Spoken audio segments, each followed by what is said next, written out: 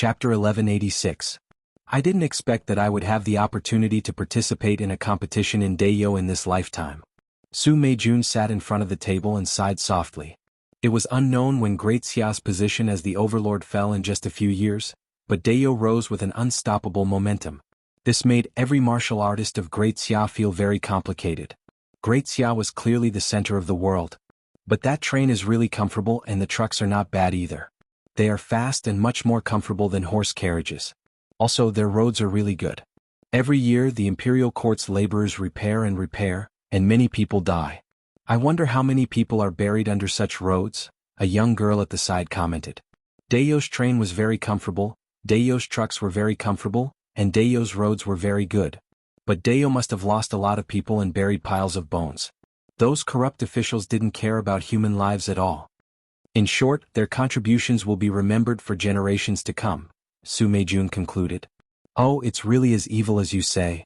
An old man at the table beside laughed after listening from the beginning to the end. Oh, what did you say? Su Meijun turned around and saw a stout old man in a silk robe. He was served by a manservant beside him. There are professionals in charge of repairing roads. There are definitely people who die. Birth, aging, illness, and death are inevitable. But there aren't many people who die. It would be too exaggerated to see bones everywhere. There's a group of people who specialize in repairing roads. They know how to do it, what materials to use, what speed to do it, and how to do it safely. After all, they specialize in this, and this is called professionalism. Just like how an ordinary person might injure himself with a knife. If it were the two of you, would it be possible? Similarly, the technicians and the construction team aren't incompetent either. The old man laughed and looked at the two of them as if they were two silly deer. If he wasn't afraid that the other party would draw a knife and chop him, he might have spoken his mind. Indeed, the two of them didn't see the meaning in his eyes.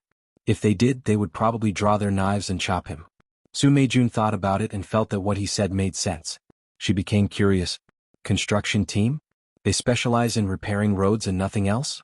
Are they supported by the Ministry of Works? Yes and no. Are they from Great Xia? It might not be the same as the situation in your world. It's a long story to explain in detail. Anyway, they get paid. Although it's a bit tough, it's still better than farming for others. At least they earn more money, the old man said with a smile and gave a simple explanation. Su Meijun nodded and looked down. It was a lively scene. The Yun nation had been conquered by Dayo. Not only were the people living in misery, but it was also a scene of orderly prosperity. Moreover, the commoner's sense of belonging was very strong. The two of them had only said a few words, and someone had already taken the initiative to explain. Senior Marshal Brother, is that the Enata saber? The girl felt bored after listening for a while. She turned her head to look at the street and suddenly exclaimed. He actually came as well. Su Meijun's eyes narrowed. She turned around and saw a handsome young man with a cold expression in the crowd. He was followed by a few women. What caught people's attention the most was the large saber on his back. The saber was 2 meters long and the saber itself took up half of it. There were 3 slanted ridges on the back of the saber, which could be used to lock weapons. Seeing this weapon, she knew the identity of the young man. He was the most famous young expert in Great Xia in the past 2 years, Jiang Zhong, the Enata saber. Jiang Zhong seemed to have noticed her gaze. He raised his head and glanced at her. His eyes were empty as if there was nothing in them. There was no person, no light, and nothing could be reflected in his eyes. His gaze swept past Su Meijun's face without stopping at all, as if she was just an insignificant person. He's so arrogant. He doesn't even care about Senior Marshal Brother. Before Su Meijun could speak, the girl was furious. In the next second, the Enata blade Jiang Zhong staggered on the ground. He tripped over something and almost fell to the ground, causing the girl's anger to turn into laughter. Serves him right. Su Meijun smiled and shook her head. It's said that the Enata saber practices his saber technique in his mind all the time and doesn't care about anything else. His purity is indeed amazing and enviable. It sounds simple, but how many people can be like him? There are a lot of experts participating this time. But Senior Marshal Brother will definitely be fine. The girl said. The appearance of this Yuan crystal alarmed too many people. Speaking of experts, what kind of experts are we? How many experts were there 10 years ago? Li Fu, Li Yuanzhu, Qi Zixiao, Jiang Zixi, Ma Hongyu, Su Gongso, and the others are experts. It's just that most of the top 100 experts in the world are missing. Their disciples aren't aware of them, and even Qi Zixiao rarely appears. Now, only Li Yuanzhu stands alone in this world while Hong Wu and a few other protectors guard the borders. Su Meijun sighed softly in a voice that only the two of them could hear. Not to mention the peak of the spirit will experts, if he could watch them fight he might be able to find an opportunity to break through. However, after that group of experts disappeared 100 years ago, there was a gap in the world of Great Xia. Nowadays, if an expert wanted to advance further, there wasn't even a reference other than the descriptions in the secret manuals. This was one of the reasons for the decline of the world of Great Xia. Although the outstanding young experts who came this time were here for the Yuan crystal, it wasn't as if they didn't have the intention of inquiring about it. For the next few days Su Meijun stayed in Wangjing City. From time to time she would meet familiar young experts to chat or discuss martial arts. During this period she would also look for opportunities to inquire about those legendary experts, but to no avail. During this period some other things happened. For example, within half a month, 30 experts died in Wang capital city, and all of them were killed by swords. No one knew who the killer was. All they knew was that the killer's sword was very fast, and the people who died under his sword included left-hand sword East Ning, who was famous for his fast swords, and quick saber Chiu He. The others were not nobodies either. They were all famous young experts. Another example was that there was a young girl in the city who looked to be about 14 or 15 years old and loved to watch the excitement. Whenever someone was competing, she would hold a melon in one hand and a melon in the other. She would squat at the side as if she was watching a monkey show and would sometimes even give a few pointers. Then, when she was watching a show, she had a conflict with a certain young expert. With a few punches and kicks, she pressed that young expert and his group of friends to the ground and even forced them to call her daddy. The other onlookers were immediately shocked. At this moment, everyone knew that she was also a great expert and one who was several stories tall.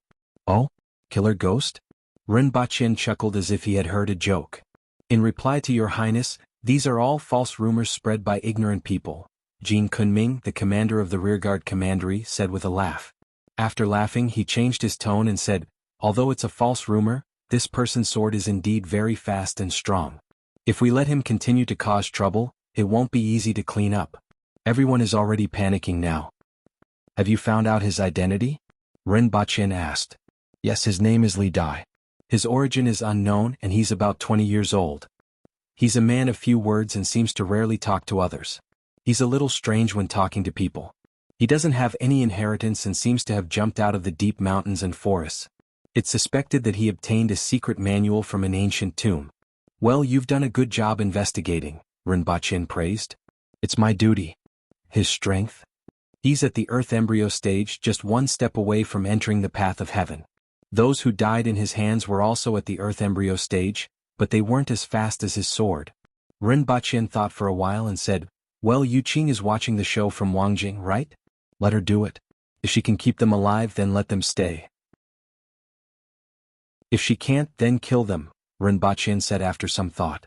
Under her strong request, Hua and her Taoist nun friend, Li Yuanzhu, her monk friend, Xing Rua, and her good friend, Lin Yu, who was offline, formed a band to perform as the opening performance for the martial arts competition. According to her, this was an opportunity for their band to become famous. Therefore, they found an excuse to go to Wangjing City early to watch the show. First, set a small goal such as 1 second. Chapter 1187. Ah, that man killer ghost? Kill him? What? Actually, he's quite fun. Honeysuckle swung her legs as she sat on the window frame. Her mind was filled with the image of the young man who almost bit his tongue after he was knocked into by her on purpose. He was indeed quite fun. Oh, I know. Actually, you don't have to kill him. You just have to beat him into submission, right? Honeysuckle nodded vigorously. I know. Where is he? Alright, you guys lead the way. Honeysuckle's body flipped backward and fell down. She spun in the air and landed steadily on the ground. At night in Wangjing, the wind carried the smell of seafood. It mixed with the smell of spices and cosmetics to form a unique smell that made the people of the Yin nation proud. At least, Honeysuckle felt hungry just by smelling it. Sir, a bowl of wonton please. Honeysuckle threw down 2 coins and suddenly thought of something. She turned to look at the tall and thin man behind her and asked, do you want some? No. The man shook his head. That's why you couldn't get promoted after working in the rearguard commandery for so many years. Honeysuckle looked disgusted. Her tone implied that he deserved to be promoted, which made the man laugh bitterly. especially when the 11-year-old princess said that. It was a little hurtful. Another bowl. Another bowl. The pole waited at the side without saying a word, as if he was really a pole. After finishing 3 bowls of wonton, Honeysuckle felt a little better. The rain also fell like a curtain of pearls. Your Highness. Someone hurried over from a distance and handed over a transparent plastic umbrella with a flower pattern printed on it. It was a popular model for the past 2 years.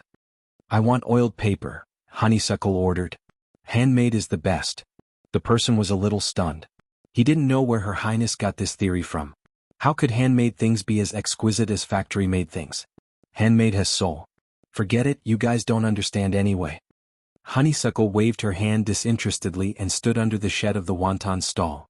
A few minutes later, she took the paper umbrella over her head and walked on the long street. She remembered the time when she went to Great Xia with her father and mother. The family of 3 walked on the street like this. It was also a paper umbrella. This was one of the few scenes that left a deep impression on her. He let his thoughts wander. The Mother Empress came back and stayed for a month before heading south again. She had been beaten 15 times this month, an average of once every 2 days. It hurts so much. She's already such a big girl, yet you still have the heart to beat her? Is he his biological son? Your Highness, that brat has left the inn. It seems like he's going to make a move tonight. Oh, Honeysuckle said casually. Honeysuckle was not in a hurry, and the people who came were not in a hurry either. At most, it would just be 1 or 2 more martial artists dying. The telephone pole was like a moving telephone pole. If he hadn't turned around, he wouldn't have known that someone was following him. Li Dai looked like a shy young man. His appearance was not outstanding and his clothes were extremely simple, giving off a rustic vibe. But such a young man is the man-killer fiend that has been causing a lot of anxiety in Wangjing recently. At night, Su Meijun was sitting in her room when she suddenly heard the sound of a stone smashing against the window frame. Who? Su Meijun jumped out of the window and saw a figure standing on top of the wall. He was wearing a green robe and his hair was simply tied behind his head. He held a sword in his hand. Or more accurately, a sharpened piece of iron. It was so simple that it couldn't be any simpler. There wasn't even a blade, only a rope tied around the end of the sword. I heard, said your sword technique is very good. A slightly shy person spat out each word with a slight stutter. Draw your sword, you die. I live. Su Meijun originally thought it was a young martial artist who came to ask for advice. After all, the other party made it hard for people to raise their guard. But as soon as he heard this, his expression changed. Man-killer fiend? Draw your sword. Li Dai repeated.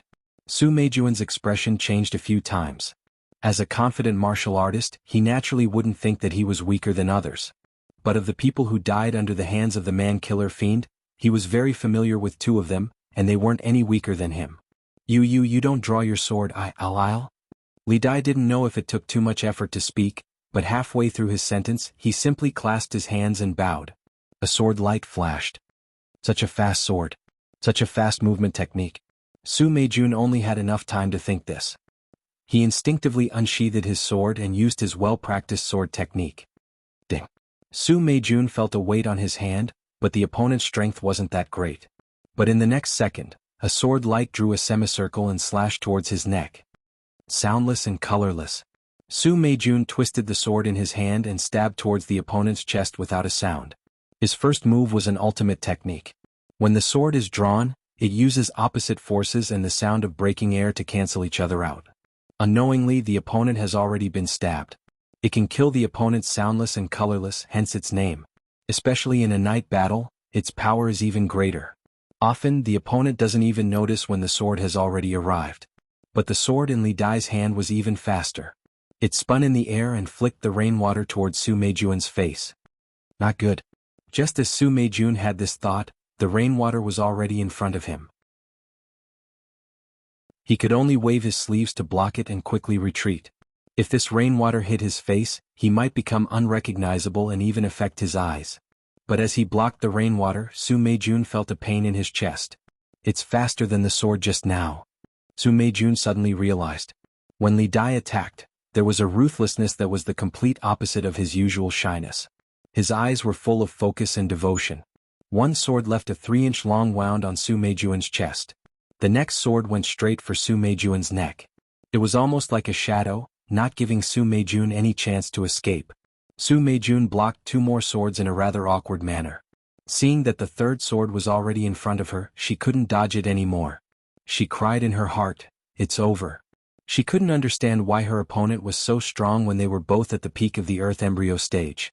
But at this moment, a red, straight, 7-inch long, oddly shaped hidden weapon flew towards her with a sound of breaking air. Taking advantage of the time when Li Dai cut off the hidden weapon, Su Meijun rolled backwards in an extremely awkward manner and dodged this fatal sword. Both of them looked in the direction where the brick came from and saw a girl in blue holding an umbrella on the wall. She was sitting there swinging her legs. She extended her other hand to the side, and a tall, thin man handed her a red hidden weapon. Not far away, another man in black was tearing down the wall. He broke it into pieces and placed them next to the tall, thin man. One was tearing down the wall and the other was handing bricks.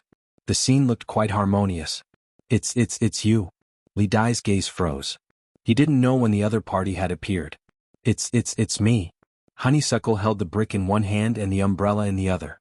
It's you." Li Dai's gaze froze. He didn't know when the other party had appeared. It's me." Honeysuckle held the brick in one hand and the umbrella in the other. I want to stop you." Honeysuckle seemed to think it was very funny. He mimicked Li Dai's words, making his face flush. A sword light cut across the night sky. Li Dai didn't have any protective feelings for the fairer sex. Honeysuckle seemed to be startled and his body fell backward. In the next second the whole wall flew into the air. While still in the air, it turned into countless bricks and pieces of cement, smashing toward Li Dai's face. Even Li Dai was caught off guard by this move. The water from the sword dance couldn't get in, and all the bricks and cement were swept away. "You're scaring me." Honeysuckle's figure appeared from behind the brick wall. Her face was adorable and she seemed to be gnashing her teeth. This made Li Dai a little speechless. It was the first time he had encountered such a situation since he left the mountain, and he didn't know how to deal with it. "Yes, you can't hold back against an enemy." Li Dai said something that sounded like an explanation, and then his expression turned serious. "If you weren't so cute, I would have killed you with a slap," Honeysuckle said angrily. "You want to fight? I'll beat you until you call me daddy today. Give me the knife." Honeysuckle stretched out his left hand, and another man in black appeared in the night. He respectfully handed over a 2-meter-long Shenhua axe. Judging by the size of the axe, it must be at least 50 kilograms. This isn't a knife," Li Dai said stubbornly, which made Honeysuckle's eyes widen. Even Su Meijun was somewhat speechless. The youth who had almost taken her life was actually such an honest fellow. Come. I'll let you make 3 moves first," Honeysuckle said carelessly with the axe on his back. Li Dai's expression turned serious. He could feel that the girl in front of him was very dangerous, so he didn't say anything more. He moved 4 to 5 meters away. The sword light was extremely beautiful and it was dazzling. However, in the next second the axe chopped down with the power to split the sky and the earth. The drizzle and the night sky were all split apart by this axe. Li Dai's figure flashed, and a palm-wide mark appeared on the ground where he was standing and the ground 5 to 6 meters behind him. Even the soil was turned up. It was so powerful even before they made contact. One could imagine what would have happened if he hadn't dodged it. 3. Li Dai's expression became even more serious and he stuttered even more. "I lied to you. Didn't anyone tell you that girls lie?" Honeysuckle smiled slyly and winked. If it weren't for this scene, if it weren't for the giant axe, if it weren't for the mark on the ground, Su Meijun's heartbeat would have quickened as she looked at this elf-like girl with a sly smile. Li Dai opened his mouth and he seemed even more clumsy. At this moment, the inn that had been alerted was completely lit up. Senior brother? A young girl looked through Su Meijun's window and immediately saw the people in the courtyard. She flipped over and jumped down. "Senior brother, what's this?" Su Meijun held out her hand to stop her from speaking. Honeysuckle swung his axe, and a white arc seemed to be visible in the air. Countless raindrops were smashed toward Li Dai. This was exactly the same as Li Dai's bullet rain. However, the difference in power was like heaven and earth. When the raindrops hit the ground and walls, there was even a rustling sound. Su Meijun was horrified to see countless tiny dots on the ground and walls. "Spirit wheel, it must be a spirit wheel expert," Su Meijun exclaimed in her heart. Such a young spirit wheel expert. She started practicing martial arts in her mother's womb? Who is she? While Su Meijun was exclaiming in her heart, Honeysuckle had already swung her axe at Li Dai. Li Dai simply didn't dare to take it head-on. He moved his body slightly to the side and stabbed his sword 3 times in a row. The speed was so fast that even Honeysuckle had to face it head-on. However, there was, after all, a huge realm difference between them. Although Honeysuckle didn't have much combat experience, she had experienced life and death battles. Coupled with her innate talent for combat, she completely suppressed Li Dai in a few moves. Su Meijun felt that this scene was somewhat familiar. She laughed bitterly in her heart. An expert who almost took her life was like a puppet in the hands of this girl. After more than 10 moves, Li Dai couldn't avoid it. With a ding sound, the sword in his hand flew into the air. Honeysuckle's axe landed firmly on Li Dai's neck. She raised her chin slightly and said arrogantly, "Call me Daddy. A newcomer's new book, I can pass through a language book." Those who were interested could go and take a look.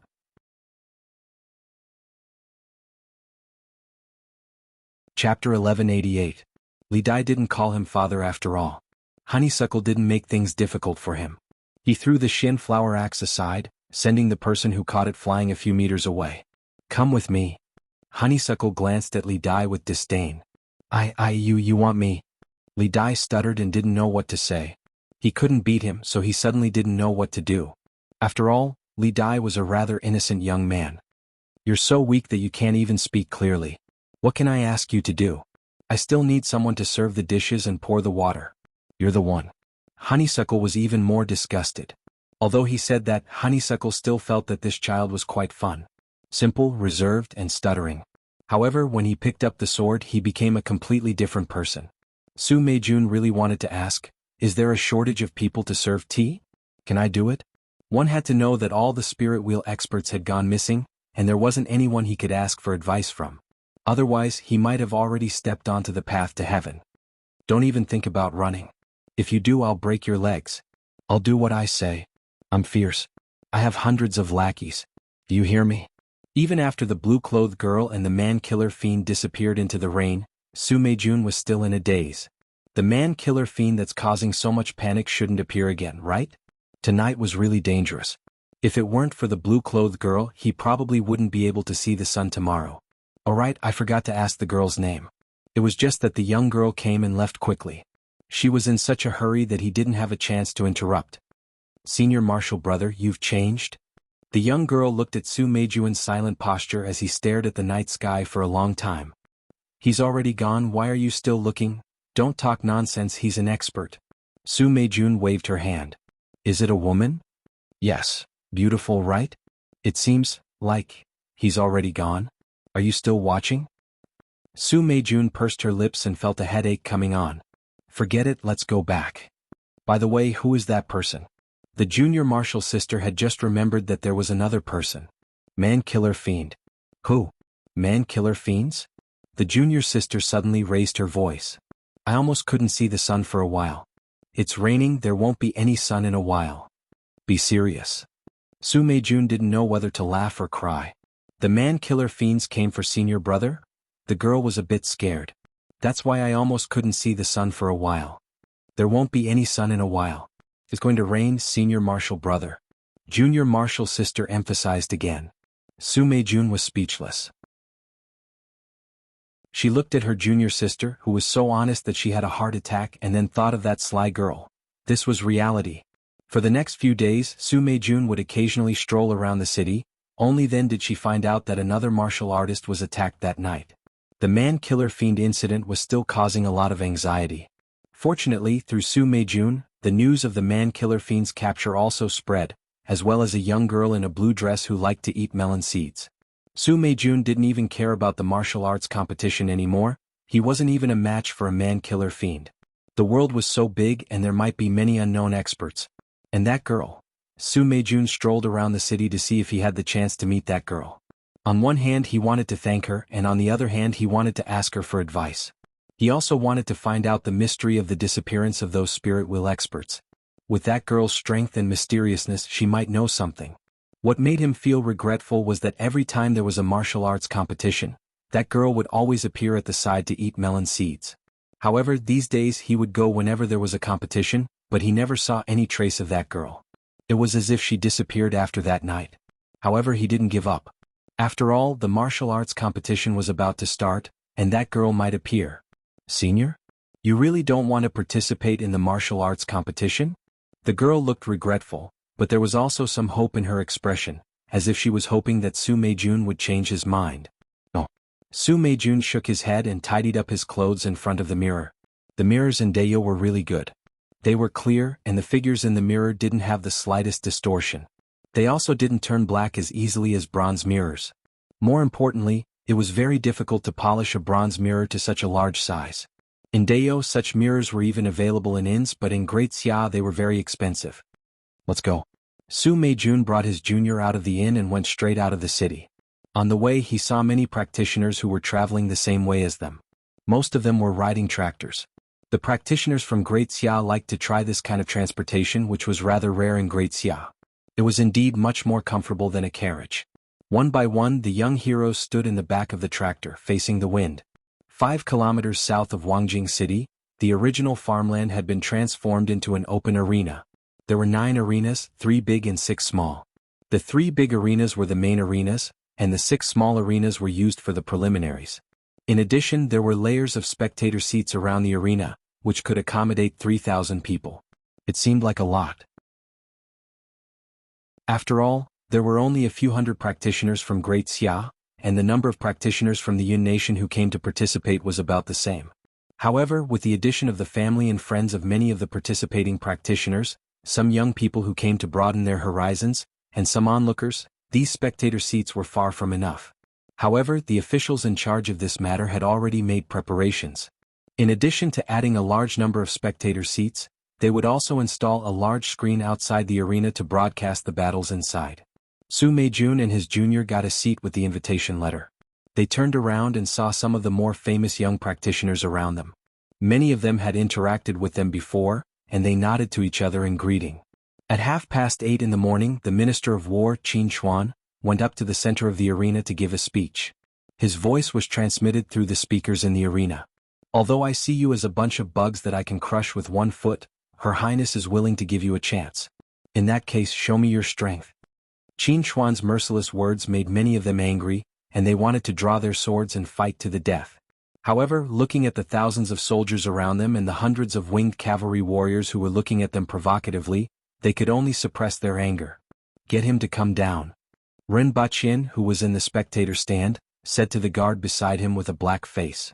This guy's opening speech was already like this? Ren Baqin didn't spend so much effort to select talents with potential just to turn them into his enemies. Qin Xuan didn't mind being called off the stage by Ren Baqin. The next person to go on stage was the MC that Ren Baqin had already arranged. After a provocative speech and explaining the schedule and the relevant prizes, the MC said in a high-pitched voice, "Next, let's welcome the lead band to perform." Many practitioners in the spectator stands were dumbfounded. Lead band? Band? What did that mean? They knew about performing on stage, however, as soon as they stood on the arena, there was an uproar from all around. Su Meijun was also surprised to see the girl in blue on the stage. Although she had expected her to appear here, she didn't expect her to appear in such a capacity. What was even more surprising was the identities of the other people. Li Yuanzhu and Lin Yu. Many people knew who these 2 people were. They were the 2 most powerful people in the martial arts world and were extremely beautiful. No one would have thought that such people would actually perform on stage. It was simply unbelievable. Many people recalled the rumors that Li Yuanzhu was related to Dayo, and from the looks of it, it seemed to be true. In addition to Li Yuanzhu, Lin Yu and the girl in blue, there were 2 other men. One of them was bald, and the other made Su Meijun's pupils shrink. It was the man-killer ghost. The man-killer ghost looked embarrassed and at a loss as he waited for Hua and the others to adjust their instruments. Hua played the drums, Li Yuanzhu played the zither, Lin Yu played the flute, and Xing Ruo played the bone flute. When the messy music gradually became unified and formed a melody, Hua whispered, "Don't mess it up or I'll beat you to death." When the drum beats seemed to beat on everyone's hearts, the man-killer ghost closed his eyes, gritted his teeth, and roared as if he had used all his strength. The great river flows eastward, the stars in the sky join the Big Dipper. He actually didn't stutter. Hua nodded gently as a form of praise.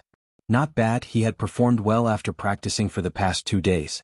Lin Yu and Xing Ruo couldn't sing this song so boldly. In the end they managed to catch the man-killer ghost. Surprisingly, he didn't stutter as badly when he sang as when he spoke. After a week of passive resistance from Li Dai, Hua suppressed him with force, and threatening to strip him naked and hang him in front of his house, he finally finished practicing this song. Outside the stage, Rinpochen almost vomited blood in his private room. Hua had prepared for this opening for a long time? *CK. He turned to look at the others nearby and found that they were listening with great interest. Especially that old fool, Qin Chuan. Although this song was a little strange, it was still quite to his liking. In fact, this song was quite good to the ears of many martial artists, and it even diluted their shock at Li Yuanzhu's appearance on stage in this situation. It sounded quite sentimental. Especially the lyrics, "Roar when you see injustice, strike when it's time to strike," were very much to their liking. Many people felt that this song was what they were thinking. After a few minutes, the song ended, and the man-killer ghost jumped off the stage as if he was running for his life. Hua ignored him with a grin, took the microphone and said, "Next, I present the song Tears Behind Prison Bars to everyone sitting here." Rinpochen was speechless. Listening to the familiar melody, Rinpochen was shocked. However, after thinking about it carefully, this song was really King appropriate.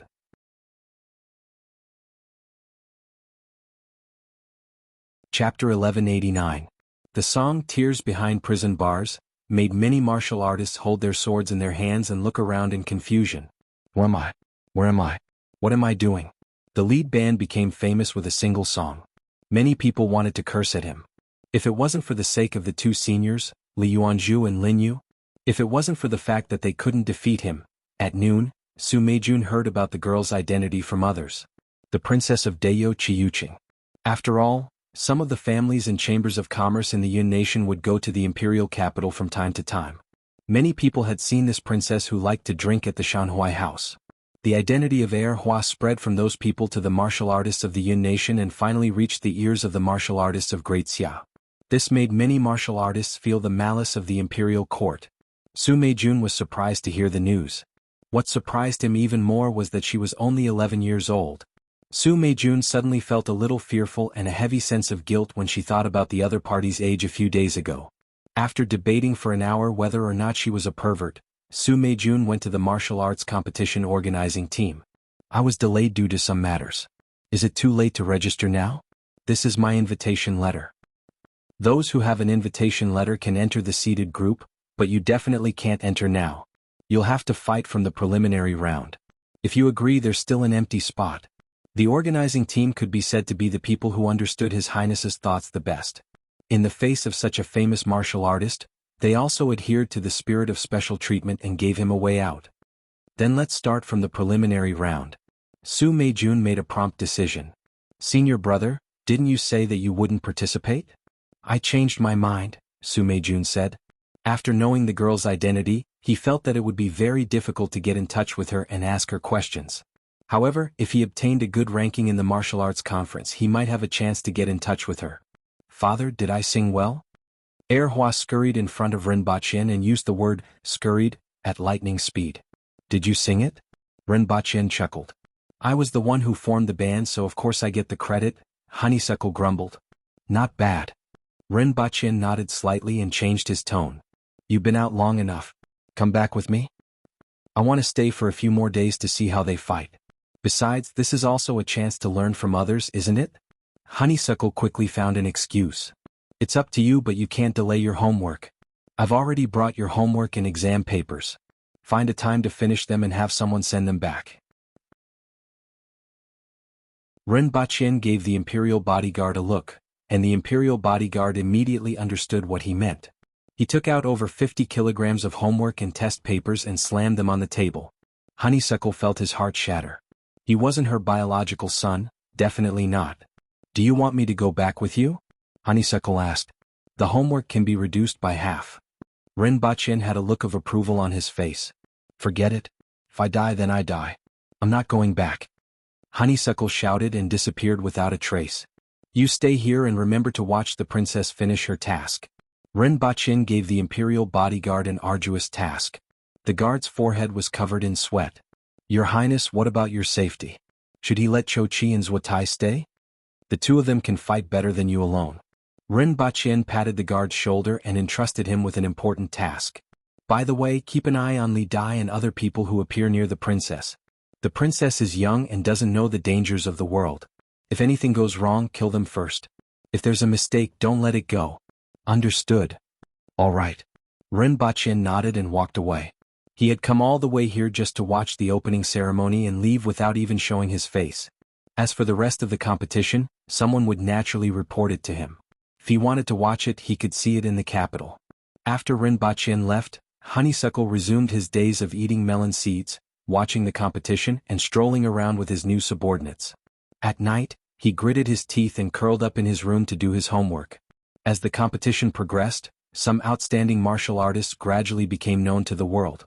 Even Rinpoche had heard of them.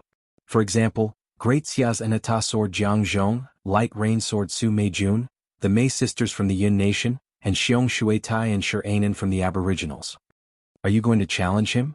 Honeysuckle asked as he sat in the private room and watched Jiang Zhong use his sword to form a net that enveloped his opponent. Yes. Li Dai sat in his chair and straightened his body. What? Is there a grudge? Honeysuckle asked curiously. Li Dai scratched his head and said, He is the most famous. Honeysuckle's curiosity immediately turned into disgust. And then? He's very, very powerful. He sharpens his sword, accumulates his power, and wins in one battle. This was a way for Great Xia martial artists to hone their mental strength. If they won the last battle, their mental strength would be at its peak, allowing them to break through the earth embryo stage and enter the path to heaven. However, this required the life of an expert to be the cornerstone, be it the opponent or oneself. Honeysuckle thought about it and commented, Boring? Li Dai was so angry that his face turned red. At the same time, a young man looked at the green on the distant horizon and was ecstatic. I see green, I see green. Really? Where? When the young men and women behind him heard this, their exhausted bodies suddenly glowed with new strength. It's right in front of us. We can definitely reach it tonight. The first young man had 2 short horns on his head and was very tall. If we walk fast, we can get out of here tonight, Lin Dong, who had been following behind them, suddenly said. That's great. This MLM team finally walked out of the area outside the wall of 2 realms that was filled with poisonous fire. Late that night, the exhausted young men and women stepped on the grass and fell down. Lin Dong opened his arms and felt the yuan qi that was rushing toward him. It was even denser than at the wall of 2 realms. In his eyes, the whole world seemed to be different. The solid bottleneck in his body began to loosen, which made Lin Dong a little excited. As long as he found a place to cultivate, he believed that he would be able to break through in no time. Leader this place. Su Jiaojia, who had been standing behind Lin Dong, was pleasantly surprised. Not a bad place. Lin Dong looked into the distance with his deep eyes. It was as if he was embracing the world with his hands. Thinking of the heavy responsibility on his shoulders, he finally gave up the idea of finding a place to cultivate. No matter what, he had to let these foreign races gain a foothold among the foreign races first. Let them eat the soul-cleansing pill first, Lin Dong ordered. After walking for a few more days, the group finally saw the field. This place was very close to the Grey Thorn Tribe's village. Lei Li Lu Sheng, the 2 of you go to the Grey Thorn Tribe's village. Contact me once every 3 days through the radio and report the situation. Lin Dong said to a young thunder barbarian and a young girl with a snake tail. Yes. The 2 nodded. Whether it is you or them, you are all the children of the Ajati matriarch. You must let them know the Ajati matriarch's real name. No matter what, do not clash with them. They are just ignorant and do not know the great existence. The reason why I want you to go is to let them understand these principles. Understood. The 2 said loudly, their eyes filled with fervor. Go. Lin Dong nodded and led the rest of the group to go their separate ways. They still had to go to other places.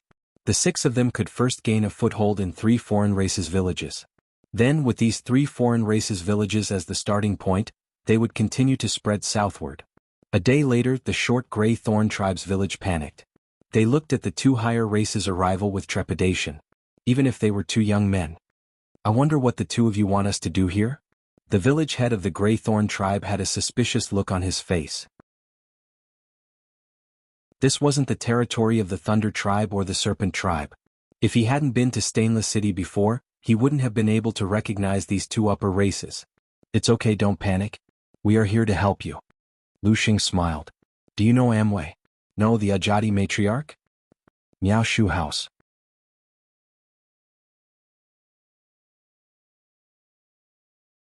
Chapter 1190. Oh, 3 villages have been invaded? Not bad. Ren Bachin smiled after hearing the news from the radio station. This was good news, and his move had finally begun to work. Although the missionary work hadn't reached his expectations, this was only the beginning. Back then Lin Dong and Xing Ruo had put in a lot of effort and couldn't find any mistakes in the teachings of the Ajadi matriarch. As long as the other party's divine system was absorbed, it would be easy to eliminate the other party's rejection. Your God is an identity of the Ajadi matriarch, and we also believe in her. Would you object? If you object, could it be that in your eyes the God you believe in isn't the only one? Isn't it supreme? Since it's the only one, then my theory is fine. Isn't it very reasonable? Teachings? Are the teachings passed down by the gods or by you?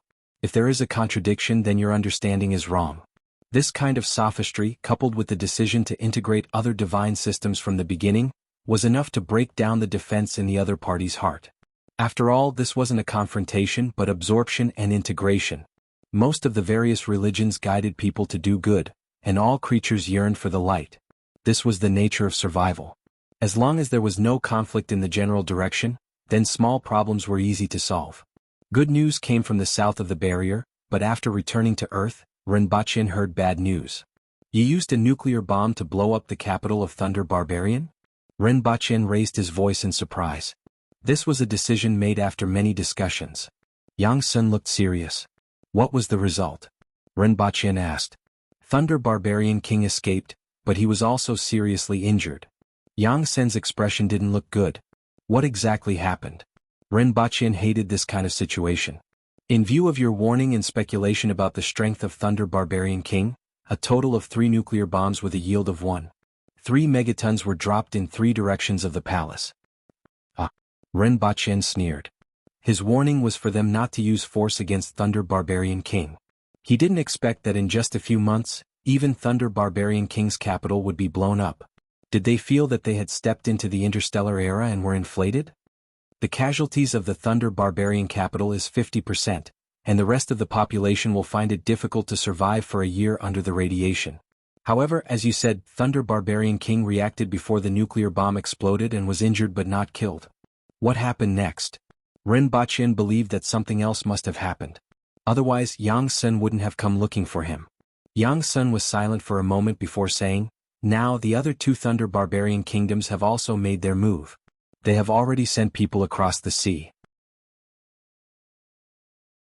Don't tell me that's why you're here. Thunder Barbarian King only had 3 people. Even if they found a forward operating base, they could just change to another one. They can't possibly plant flags all over the planet, Rinpoche replied casually. He was wondering what else Yang Sun had not said. From the beginning until now, he had probably been talking nonsense. Thunder Barbaric King was seriously injured? It was probably just a light injury. At the very least, he would be able to jump around with his injuries. Although the forward operating base was valuable, it was not worth fighting with 3 Thunder Barbarian Kings. As long as he avoided these 3 Thunder Barbarian Kings and a few Thunder Barbarian experts, the others would not be too difficult to deal with. An expert like the Thunder Barbarian King had already undergone a qualitative change and was no longer an ordinary creature. I wonder if you have any way to help us capture a Thunder Barbarian King? If there is such a living specimen, I believe that we will have a huge harvest, and the nation will also give you a huge. Yang Sun finally revealed his true intentions. However, before he could finish his sentence, the screen went black. Rinpoche expressionlessly turned off the communication device with a hint of anger in his eyes. Capture? How to capture? Even a nuclear bomb couldn't do anything. What were those people planning? To let the Empress fight to the death? There was no other possibility. After all, in their eyes, the Empress was a powerful being that no longer belonged to humans. They had overestimated the Empress. They had overestimated themselves. Not to mention whether they could defeat them. Even if they could, they would not go to such a distant galaxy to fight to the death for them. Rinpoche sat on the sofa without saying a word. His eyes were gloomy. He hadn't been this angry in a long time. After a while, he contacted Ren Wanyin and said, "Wanyin, help me find out who is targeting your sister-in-law. In addition, send me the details of what happened in the 4-leaf clover planet." Something happened? Ren Wanyin's expression turned solemn. Is someone crazy? He asked. One had to know that the Empress's strength was well known among the higher-ups of various countries on Earth. Someone actually dared to target her. Was he crazy? You investigate first. Ren Bachin waved his hand and didn't want to say more. Ren Bachin believed that someone would be willing to leak the news to him. After hanging up, Ren Bachin pondered again and felt that this matter wasn't as simple as someone targeting her. There might also be an intention to probe. Ren Bachin rubbed his forehead and gradually fell into deep thought. What else was behind the probing? Ren Bachin didn't like to deal with people who played politics because of this. It was tiring. Behind every intention there might be another 10 or 8 circles. They wouldn't show their fangs if they didn't make you dizzy. Ren Bachin felt that in terms of brains he would never be able to match them in this lifetime. Fortunately his fists were bigger than theirs. Things went as he expected. 3 hours later Ren Wanyin sent a request to contact him. Citigroup. I convinced a few people to push for it. This might include some exchanges and it would be difficult for that person to stop it directly, Ren Wanyin said and then mentioned a few more names. Who gave you the information? Ren Bachin suddenly asked. That man's secretary? Ren Bachin rubbed his forehead. He couldn't be bothered to guess whether that person wasn't in a good position to stop him or if he was just taking advantage of the situation. No matter what they thought, as long as his fist was big enough, and as long as humans had not completely left Earth, it would not affect him much. As for those few people, it's not easy to move either. Not only them but even the white flag was not easy to deal with. After all, this was a private matter that could not be brought to the table. Moreover, all the countries were working together to play landlord. How could he drag someone off the table and beat him up? After thinking about it, he came up with an idea. Remove the flag from the dojo. Since you're making trouble for me, I'll make trouble for you. If they threw a bunch of Earthwheel experts into the United States, they would have a headache and would have to bring 2 more bodyguards with them every day. In particular, after the uproar caused by the Empress, the United States was full of vigilance against strong practitioners. On the other hand, there was another kind of fanaticism among the people. Talented youths were recruited into the dojo. After entering the dojo, they would need to earn contribution points to learn higher-level martial arts. Over time, these people would become the blades of the dojo. Talented youths were recruited into the dojo. After entering the dojo, they would need to earn contribution points to learn higher-level martial arts. Over time, these people would become the blades of the dojo.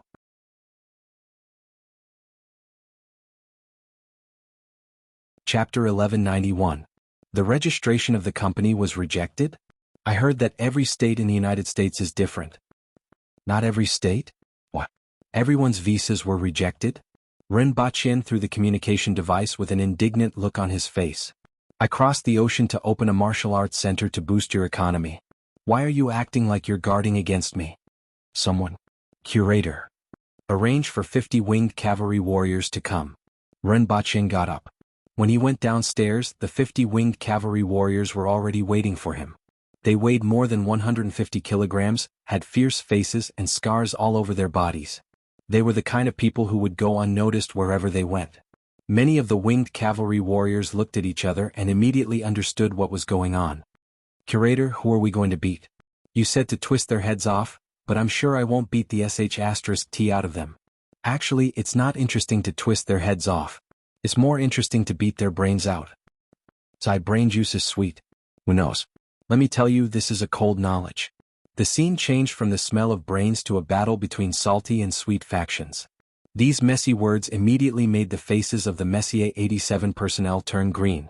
This is brain juice, not tofu pudding, brothers. Also, what are they going to do? 50 Earthwheel experts with extremely violent tendencies wanted to fight a war? Get in the car and go. Ren Bachin sat in the car in the middle and soon received a communication request from Yang Sr. What are you going to do? Yang Sun was livid. Sir, can you not cause trouble? Can't you tell me who provoked you? Don't worry, I'm just going to ask why they didn't apply for visas for my staff. Ren Bachin looked calm at this time. However, it would be strange if Yang Sun could be at ease. 20 flying cars that had just gotten their flight permits went straight to Shanghai. After arriving in the suburbs, it took them another 2 hours to arrive at the Consulate General due to the damned traffic. By the time they arrived, the Consulate General was already facing a formidable enemy, and the roads on both sides had been sealed. Curator, who are we going to beat up? Or kill them all? The 50 bald men got out of the car and began to loosen up their muscles with fierce looks in their eyes. Beat, beat, beat. We are here to consult, Ren Bachin scolded. Sir, what do you want? I asked, why didn't you give us visas? Are you not giving them money or are you discriminating against them for being ugly? Ren Bachin grinned and squinted at the row of military officials and guards at the entrance of the consulate, as well as the people from the Armed Forces Command not far away. Ren Bachin saw 3 Earth Wheel experts from the Armed Forces Command standing at the back of the crowd, looking like onlookers. There are rules for applying for entry visas. The people from the Consulate General broke out in a cold sweat. Which rule did we not comply with? According to the latest derivative clause of the Biological Weapons Convention, Earth Wheel experts are strictly prohibited from entering the United States, the person from the Consulate General said while wiping his sweat. Ren Bachin was stunned and turned to look at the people from the Armed Forces Command. Is there such a treaty? Also, what does the Biological Weapons Convention mean? Can you explain to me what a biological weapon is? The people of the Armed Forces Command began to sweat and turned on their communicators to ask for information from the rear. This is a recently implemented rule. The people from the Consulate General were sweating even more, as if they had just been fished out of the water. Not everyone could remain indifferent in the face of 50 ferocious men surrounding them. Ren Bachin was speechless. Damn, he felt that something wasn't quite right. The United States did announce this rule yesterday. The people from the Armed Forces Command emphasized the word, yesterday, and looked at the people from the Consulate General with a strange look. Ren Bachin was speechless. In order to prevent us from entering the country, they actually introduced a new clause overnight? You guys have worked hard. Do you have a fake visa? Ren Bachin directly asked the people from the Armed Forces Command. The Armed Forces Command was speechless. How are we supposed to respond to this? The faces of the people from the Consulate General darkened. Mr. Ren, this is illegal. You guys can stand here and protest. Yes, stand here or sit down. Whatever you like. Ren Bachin pointed to the line in front of the people from the Consulate General. There's no need to stand too close together. Why are you standing so sparsely? You can even squeeze through a dog. Protest? I can protest in our territory, right? Ren Bachin casually said. Even if someone said no, he wasn't going to listen. You just stabbed me with a knife. Aren't you going to let me vent my anger? Is Earth owned by your family? Does the Consulate General have a back door? The 16 of you go to the back door. Remember, we are here to protest, not to smash, burn, and rob. Put away your ferocious looks and show your indignation. Do you understand? Do you know what indignation is? Yes, that's it. Ren Bachin was satisfied to see the winged cavalry warriors gnashing their teeth and glaring angrily at him. Someone will come to deliver food and take over your shift. You guys can continue to protest here. Mr. Ren. The people from the Consulate General and the Armed Forces Command felt their scalps go numb. They had completely blocked the Consulate General. Ren Bachin ignored them and went straight to the car. He was finally in a better mood. He returned to Wuxia City, arranged for someone to deliver food and returned to Dayo. 5 days later, when Ren Bachin returned, he found that his communication device was about to explode from Yang Sen's calls. Mr. Ren, Uncle Ren, please reply. It has been half a month. When did you withdraw your people? Ren Bachin pondered for a long time and finally remembered this matter. After returning to Dayo for a few days, he had been in the laboratory every day and had forgotten about this matter. He immediately replied, "Oh, I forgot." Yang Sun was delighted to see Ren Bachin's reply, but he almost vomited blood when he saw the content of the reply. Forgot? Forget your grandpa.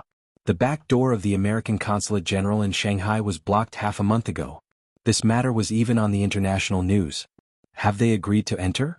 Ren Bachin replied a few minutes later. Yang Sun scratched his head. With your current aggressive look, how would the American consulate dare to let you enter? They didn't agree. We can't not protest such discriminatory treatment, right? Ren Bachin replied again and threw the communication device aside. He drew a screen in the air. It was a picture of Thunder Barbarian capital from the sky. The time was in the morning. 3 cylindrical objects left the spacecraft and fell toward Thunder Barbarian capital. When they were about 1,000 meters away from Thunder Barbarian capital, the tall king appeared in their field of vision. After looking into the sky, Thunder Barbarian paused for a moment before disappearing in an instant. Ren Bachin had to slow down the video to see that figure clearly. There was a person in between. The speed was 700 meters per second, which was faster than the Empress. When the Empress came back a few days ago, Ren Bachin did some tests and found that the highest speed was only 500 meters per second. Then, 3 balls of white light lit up on the screen until the mushroom cloud completely obscured the image. This wasn't the first time Ren Bachin had seen this video. but he was still amazed by Thunder Barbarian's ability to detect danger. Even if he had never seen a nuclear bomb or even knew about it, he could detect the danger in a short period of time and immediately make the decision to leave. With Thunder Barbarian's speed, he could definitely leave the center of the nuclear bomb before it exploded. As for the periphery of the explosion, the damage caused to Thunder Barbarian was limited. In fact, on the day of the explosion, the spacecraft had detected the traces of the Thunder Barbaric King in another city hundreds of miles away. After all, Thunder Barbarian was too powerful and couldn't be concealed after leaving the main hall made of unknown materials. This time, Thunder Barbarian was obviously vigilant. Although the spacecraft could detect traces of Thunder Barbarian, it was almost impossible to lock onto him again. I wonder what will happen next. Renbachin had some guesses. After demonstrating his strength, there would naturally be peace talks. It depended on whether the other party could accept it. Renbachin felt that it would be very difficult. He heard that the Thunder Barbarians were looking for traces of Earthlings everywhere and were digging cellars in various cities. It had to be said that no race was stupid. After investigating the scene, the Thunder Barbarians quickly found a way to deal with nuclear weapons. Although it would still cause a lot of damage, it wasn't enough to make them give up the war.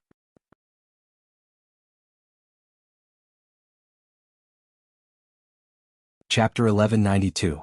Renbachin did what he had to do next.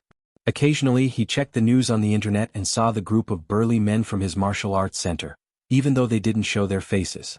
The winged cavalry warriors and disciples above the earth wheel level took turns in the martial arts center.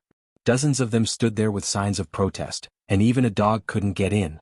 If it weren't for the delivery drones, a few of them would have starved to death. What made him feel the most helpless was that the United States didn't even care about their reputation. Other than occasionally protesting in the country, they didn't care about anything else. In the end, they simply announced that the consulate would be renovated. In any case, if I don't care about my reputation, don't even think about coming over. In the end, someone joked, if others don't invite you in, you can't just barge in with a knife. Now that you've made a fuss, your face is in the mud. After protesting at the consulate for a month, Renbachin took the opportunity to withdraw his men. The consulate was renovated for another 2 months before it reopened.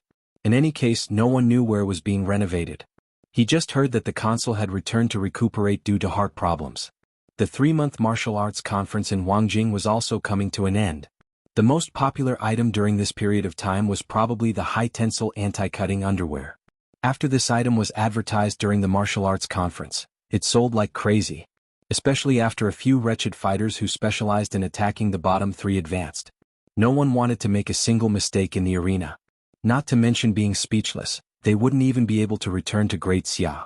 Su Meijun sat in a restaurant and looked around the crowd from time to time. After asking around, he heard that a girl like the one he saw the other day often appeared nearby. In fact, he had already asked around a few such places, but none of them had the person he was looking for. I don't know if this one is the one. Su Meijun took a sip of wine and sighed.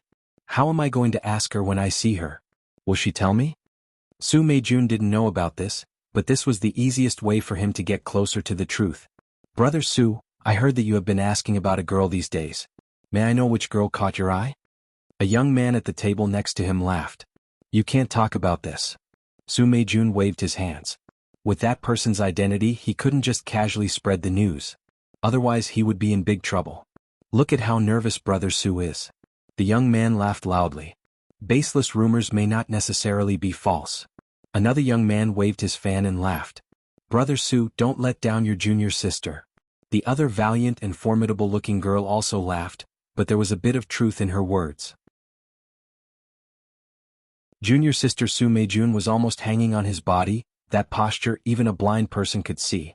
Su Meijun shook her head lightly. She couldn't explain it clearly to them. After sitting for a long time and seeing that the sky had darkened, Su Meijun still did not see the person she was looking for. She shook her head slightly. It seemed like she had made a wasted trip again.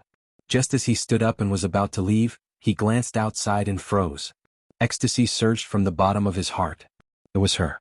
Even if he got the wrong girl, the man-killer fiend behind her, even if it's turned to ash, he'll still recognize it. Unable to care about anything else, Su Meijun threw down $200 bills and hurriedly ran downstairs. Brother Su, you're in such a hurry. Could it be that you found it? The few of them laughed and moved closer to the window. Miss, please wait. Su Meijun went downstairs, found the figure in the crowd and hurriedly ran over. Just as I thought, Brother Su still wants to deny it. The few people upstairs laughed. Come, let's go down and watch. Let's see what kind of girl can make Brother Su fall head over heels for her. Miss, please wait. Su Meijun saw that Tu Hua was ignoring her and hurriedly called out again. Just as she was about to step behind Tu Hua, she was stopped by someone. It's you? Li Dai raised his eyebrows. I didn't think you'd still remember me. Su Meijun laughed at herself. Not dead. Died under my sword. Remember, Li Dai said seriously. In reality she was the only one. Hearing this, Su Meijun didn't know what to say. If it weren't for that girl that day she would have died a long time ago. Thinking that, he didn't want to waste any more time with the man-killer fiend, loudly called out, Miss, please wait. Please wait, please wait, please wait, don't you find it annoying?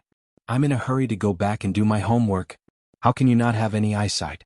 You're so annoying. Tu Hua was annoyed after being called out a few times, so he turned around and started scolding him. The people who caught up just happened to hear Tu Hua's scolding, so they laughed. Miss, you probably don't know this is the light rain sword. Su Meijun's face turned red, wanting to cover that person's mouth.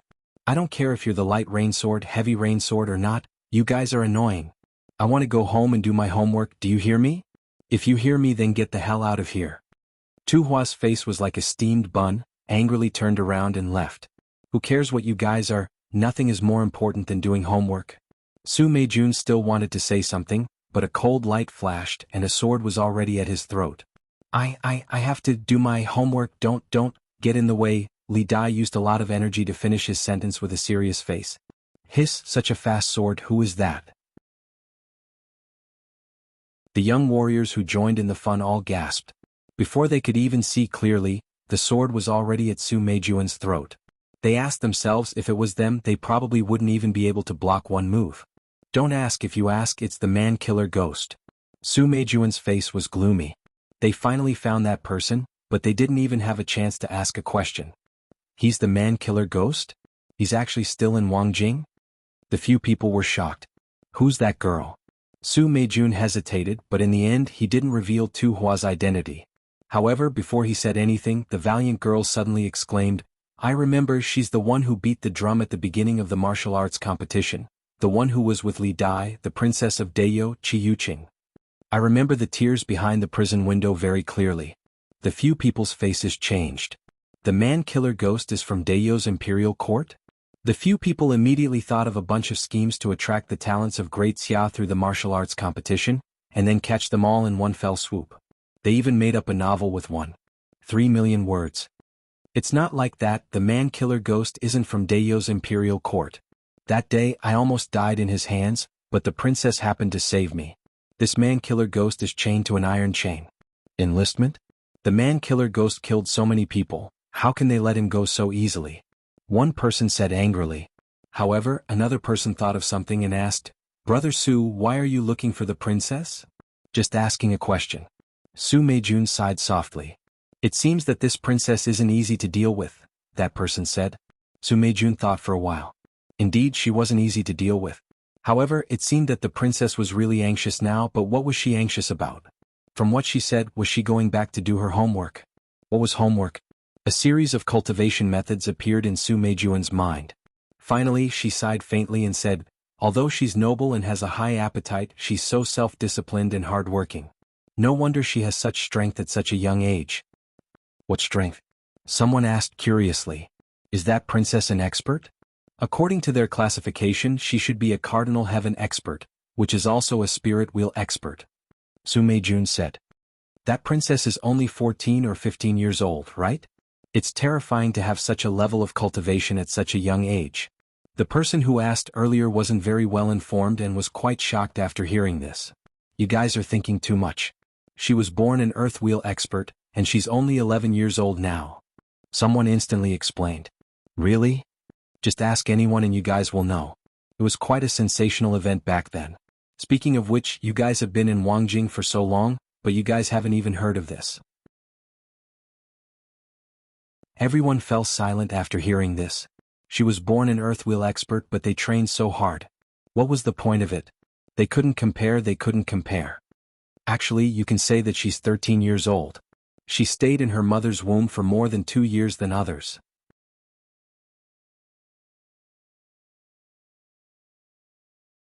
Chapter 1193. After finding the area where Lu Hua appeared, Su Meijun waited at this restaurant whenever he had time. Even his junior sister sighed and said, "You have changed, dog." However, Su Meijun didn't have a chance to ask Lu Hua. Almost every time he appeared, he was in a hurry. His words were always the same: "I'm in a hurry to go home and do my homework." Su Meijun didn't get what he wanted even after the martial arts competition ended. However, the top 16 of the martial arts competition had to go to the capital to receive the award from the prince, which gave him some hope. "You hit me with this thing?" Lu Hua's eyes widened as he angrily pointed at the iron rod in Ren Baqian's hand. "A bat? Did I pick it up from the garbage? I gave it to you while playing games." Ren Baqian waved the iron rod in his hand. "Don't run, stop. Tell me why you hit me first." Lu Hua wasn't stupid and ran very fast. "You still have the cheek to ask? What did you sing at the closing ceremony? Kill that great Xia man." Exenja, hold her down. Ren Baqian was so angry that the veins on his temples were popping. Exenja looked at the father and daughter chasing after her and found it interesting. Even an iceberg that hadn't moved for thousands of years showed signs of melting. "I just thought it was fun." "What's the relationship between the lyrics and the title of the song? You actually hit me with that thing over such a trivial matter?" Lu Hua felt wronged as he climbed over the wall and ran away from home. Ren Baqian threw the iron rod on the ground and was so angry at Lu Hua that his liver was in pain. He had spent so much effort to organize the martial arts competition and recruit talents from all over the world, but Lu Hua's tears behind prison bars and "kill that great Xia man" had ruined everything. "Your Highness, would you like some tea?" Exenja asked leisurely. "I'm so angry that I'm not thirsty anymore." Ren Baqian rubbed his temples. Lu Hua was really troublesome. "Drink some tea to get rid of the heat," Exenja added, causing Ren Baqian to be slightly distracted. "Since when did you know this?" Ren Baqian turned his gaze to Exenja. She was still dressed as a bespectacled woman, but her glasses were different every day. Over the years, Ren Baqian would often put glasses on Exenja as if it was her only hobby. Oh no, only 2. As a result, the walls of Exenja's room in the palace were filled with glasses. A rough count showed that there were at least 800 of them, if not 1,000. She would change them every day. Exenja pushed up her glasses and thought for a long time before replying, "I've been suffering from excessive internal heat these days and have gotten pimples." Ren Baqian carefully sized up the pimple again and again, but he couldn't find it. Su Meijun sat in the bus and looked at the scenery on both sides. She suddenly had a thought: if you don't come to the imperial capital, you won't know the prosperity of the world. He had been to the imperial capital of the Great Xia before, and although it was prosperous, it gave him a feeling of lethargy. It was completely incomparable to the imperial capital, which was full of vitality and vitality. Needless to say, the capital of the Great Xia dynasty was not even as prosperous as this place. Looking at the tall buildings outside, the plaques shining with various colors, the street lamps that were dozens of meters apart, the pedestrians wearing all kinds of clothes, and the smiles on many people's faces, this feeling became even stronger. "Hey, why aren't you leaving yet?" the junior sister asked loudly. "I'm stuck in a traffic jam." Everything about the imperial capital is good, but the traffic jam is terrible. "It was better 2 years ago, but it's especially congested this year," the driver replied while drinking water. Back in the day I was also a tractor god on the highway.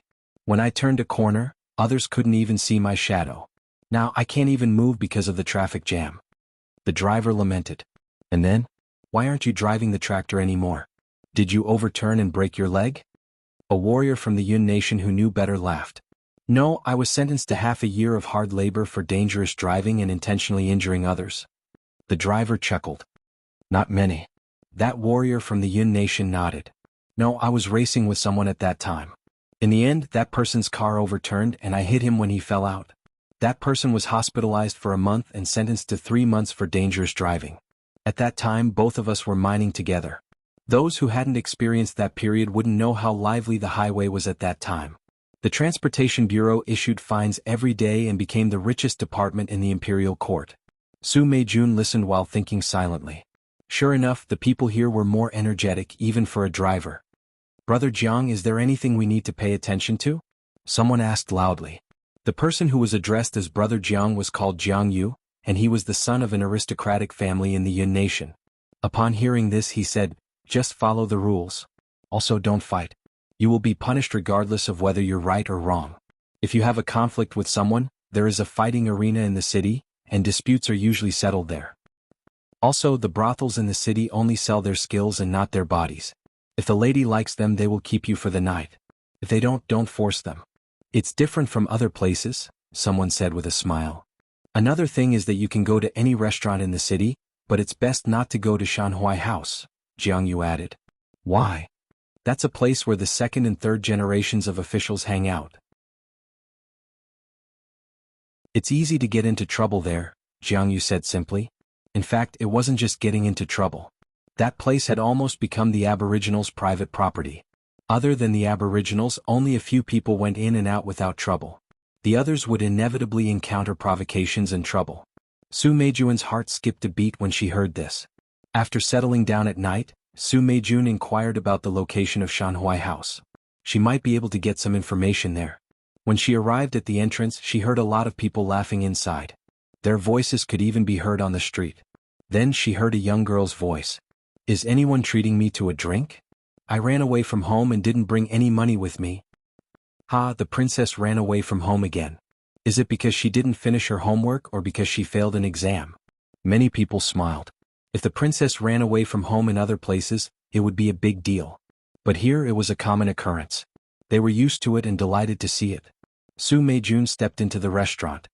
"It's my treat." As soon as she said this, the restaurant quieted down.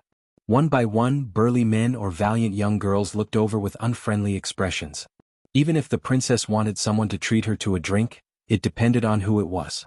Could any Tom, Dick, or Harry treat the princess to a drink? "Brat, have you grown out all your hair?" a burly man provoked, causing a burst of laughter. "Why is it you again? You're so annoying." Honeysuckle looked over and immediately rested his chin on the table. He said impatiently, "Hey brat, are you going to leave on your own, or should I throw you out?" A burly man immediately stood up. "I just want to ask you one thing," Su Meijun said sincerely. "Get out." A fierce wind came from the side. A slap was getting closer and closer to his face. Su Meijun's heart tightened. If this slap landed on someone else, their skull would probably be smashed. She immediately took 3 steps back and took another 3 steps forward. Then she cupped her hands at Honeysuckle. Her retreat and advance were so fast that only afterimages could be seen. Su Meijun's nickname was Light Rain Sword. Other than her light rain sword technique, her lightness skills were also quite outstanding. "Forget it, don't do anything." Honeysuckle waved his hand weakly to stop the burly man's next move. He raised his head and asked impatiently, "What do you want to ask?" Su Meijun didn't know if this question should be asked in front of everyone. He looked around and saw that everyone had an unfriendly expression on their faces. He knew that this was the only time he could ask. He lowered his voice slightly and said, "May I ask Princess if you know where Ma Hongyu, Double Ring Sword Jiang Zixi, Su Gongso, and other experts are now?" Honeysuckle looked up at him and was a little annoyed. "Is that all?" "Yes." Su Meijun's heart jumped. He felt that he was finally getting close to the big secret of the disappearance of so many experts. They went to war. Honeysuckle continued to lie on the table. He puffed up his cheeks and shouted, "Waiter, pour some wine." "War?"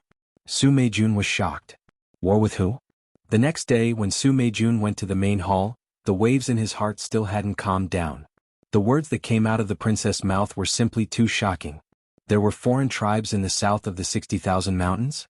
Those missing experts were fighting with the foreign tribes in the south? This was an answer that Su Meijun could never have imagined before. Even when he was in the main hall, he was still a little distracted. Other than him, everyone else looked serious and didn't dare to look sideways. There was no other way. The pressure from the Cardinal Heaven experts in the main hall was too great. If there was a place with the most experts in the world, everyone thought that there was no other place besides this place. He looked down at the 16 people below. They were the top 16 in this martial arts competition, and each of them was a talented young man. First, there was a round of encouragement, followed by a speech. It was mainly about welcoming warriors and people with talent and achievements in certain industries to immigrate to Daeyo. There were various immigration incentives. This award ceremony was to be filmed and broadcasted throughout the country to reduce the negative impact that Honeysuckle's "kill that great Xia man" had on others. Following that was the award ceremony. The first place received 100 level 5 crystals, the second and third places received 50 crystals, the fourth to 8th places received 30 crystals, and the 9th to 16th places received 20 crystals. In addition, the martial arts hall was open to everyone. The top 3 could enter the second level, and the 4th to 16th places could enter the first level. The martial arts hall had collected many secret manuals from Tianjing Basin and the Yun Nation. There were also many collections provided by the Temple of Heaven and the imperial family.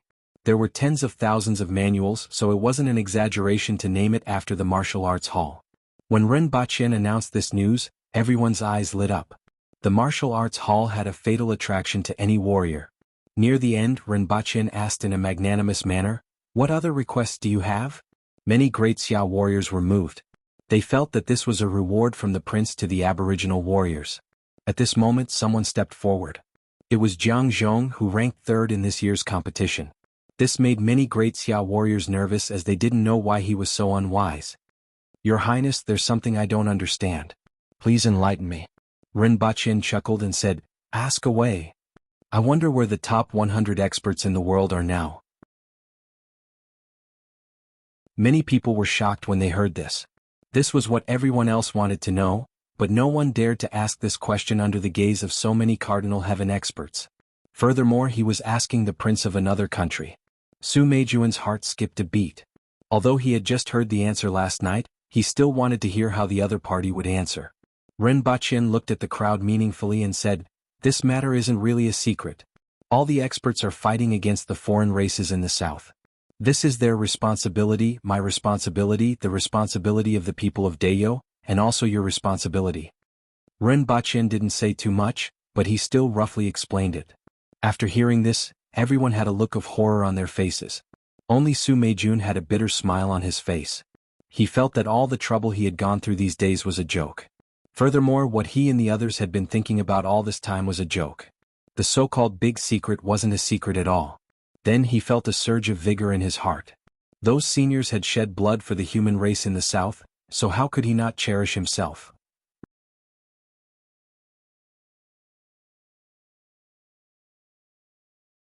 Chapter 1194. Lu Qing looked at the city wall in front of her, her heart filled with an indescribable emotion. This was Stainless City. It had been a year and a half since she arrived at the Greythorn village. She could be considered to have gained a firm foothold, developing quite a few followers of God in the village. The beauty of the Void hometown and the recognition of brothers and sisters of different races filled her followers with a sense of pride. The reason she came to Stainless City this time was to develop a new group of believers.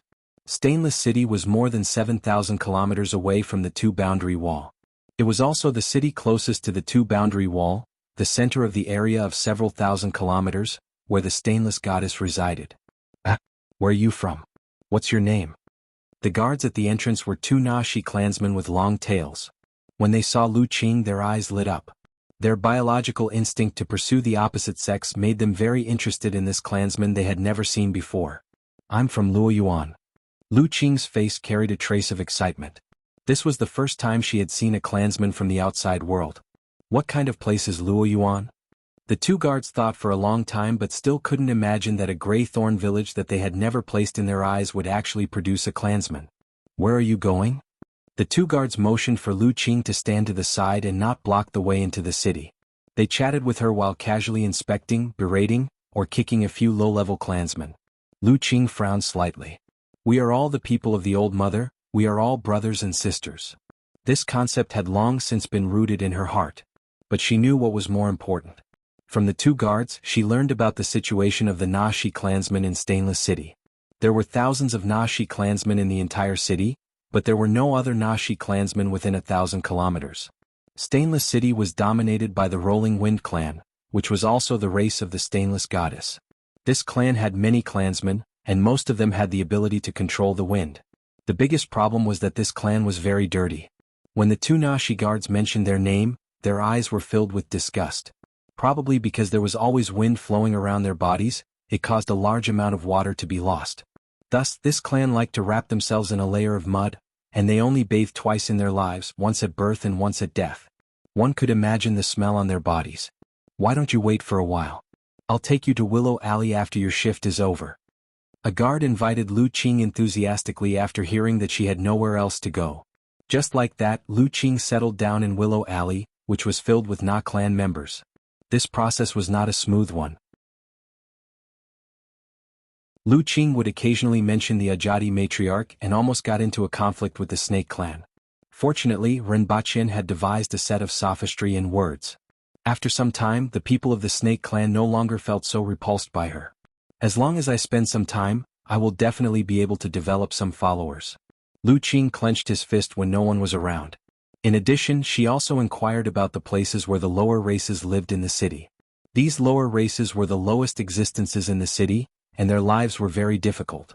Therefore, some small favors could make these lower races listen to her seriously. For example, by giving them some daily necessities and a small bag of food, many of the sick and elderly of the lower races who did not have much labor power would listen to her talk about the Ajadi matriarch every day. As time passed, there would naturally be people who would agree. As for the money to buy things, she still had a few villages to support her. Although each village was in dire straits, when added together, it was barely enough to support her activities in Stainless City. Lu Qing carefully avoided the Rolling Wind people that she occasionally encountered. It wasn't that she found it dirty, but that the Rolling Wind people had a bad temper. Unknowingly, the ground suddenly began to shake, and the tremors were getting stronger and stronger. What's happening? Lu Qing looked around blankly. There were many people like her. Many people jumped to higher ground in the city and exclaimed in surprise. What's wrong? Lu Qing squeezed into the crowd and looked at the man on top of the flagpole. Many people below asked loudly. A huge beast. It's very big, twice the height of the city wall, the man on top gestured. Soon, some people who were a little further away from the city wall but had a wide field of vision could see that a huge head had appeared on top of the city wall. An earth spirit wearing a simple robe and a crown made of precious stones patted the giant beast's head and made it lower its head. Then he jumped down from the beast and led some earth spirits into the city through the gate. They went straight to the center of the city. Earth Spirit Clan, Su, requests to see the Heavenly Lord. Do you think the Heavenly Lord is someone you can see whenever you want? Come with me, the High Priest wants to see you. Not long after, Imperial Prince Su saw the so-called High Priest in a stone hall with a few holes at the top that allowed sunlight to pass through. He was tightly wrapped in cloth from head to toe, only revealing his eyes and mouth. There were also gray water droplets dripping from the cloth. Original Earth Spirit Clan, what do you want to do? When the High Priest spoke, Imperial Prince Su could even hear the howling of the wind. Violent winds swept through the stone hall. A branch of my Earth Spirit Clan has been exterminated. Su was ordered by the Black Sky God to come and kill the enemy. Imperial Prince Su said loudly. According to the Black Sky God's guidance, the enemy is in this direction. High Priest of the Rolling Wind Clan, please tell me. The High Priest's slightly turbid eyes looked at Imperial Prince Su and he let out a laugh that sounded like a bellows. So that's how it is. Even if you didn't come, this old man would have sent people to investigate. Since that's the case, I'll let you guys deal with it yourselves. Go and kill. Where is our enemy? Imperial Prince Su's eyes lit up and he asked loudly. More than a year ago, the road mark left by the Black Sky God had lost its guidance. He had been searching in the original direction, going to many cities and places before finally arriving here. This was also the largest city in the north. There used to be a branch of the Earth Spirit Clan guarding the Black Stone Wall in the north. They were the abandoned clan that stayed here after the war to guard the other side of the wall. After a few thousand years, the abandoned clan has returned. Your clansmen must have been killed by them. Go and take revenge, go and kill. Go and destroy those abandoned clans. Abandoned clans? The branch that used to be called the human race? That's them. Now, they have declined to the point where they can no longer pose a threat. However, according to the agreement from back then, if this abandoned clan appears again, they must be completely annihilated. Without those kings, they still dare to come back. They really don't know what's good for them. Let them experience the anger of the Earth Spirit Clan. The High Priest laughed. Since it was the agreement from back then, why did you let them go? Imperial Prince Su asked. Back then, other than a branch of the Earth Spirit Clan and a branch of the Thousand Bone Clan, there were still some sentries left outside the wall between the two realms. Some of them have already returned from outside the wall between the two realms.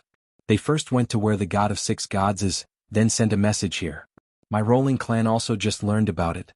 If it's them, the Earth Spirit Clan definitely won't let them go.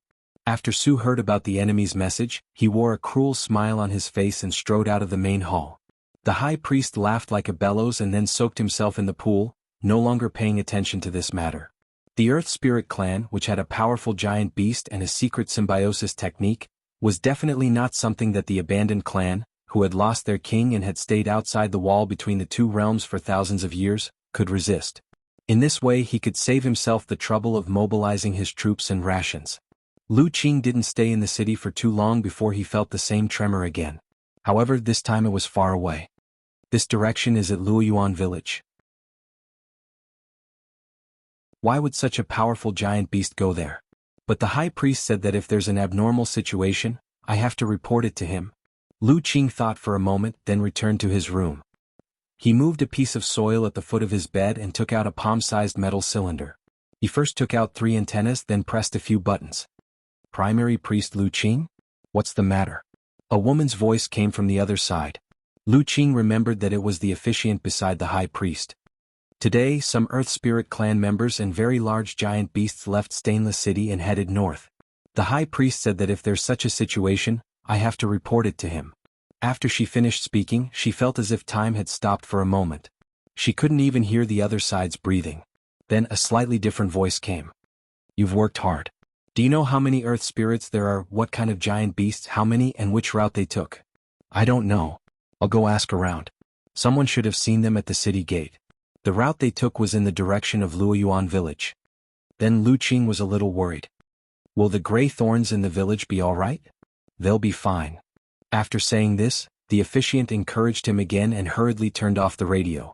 First set a small target, for example 1 second. Remember, bookseller's residence.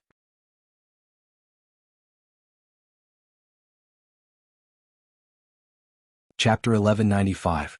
More than 5,000 kilometers away from Stainless City, in the mountains near the Grey Thorn village. Lin Dong fiddled with the control panel in his hands as he watched the crow-like bird fly away in a crooked manner. On the screen above the platform, the scene that Crow was looking at was displayed. This thing is really powerful. It can even make this. Lin Dong sighed. His mind immediately came up with 100 ways to use this thing to make it easier to preach. As the leader of the Heavenly Orthodox sect, Lin Dong was very dedicated.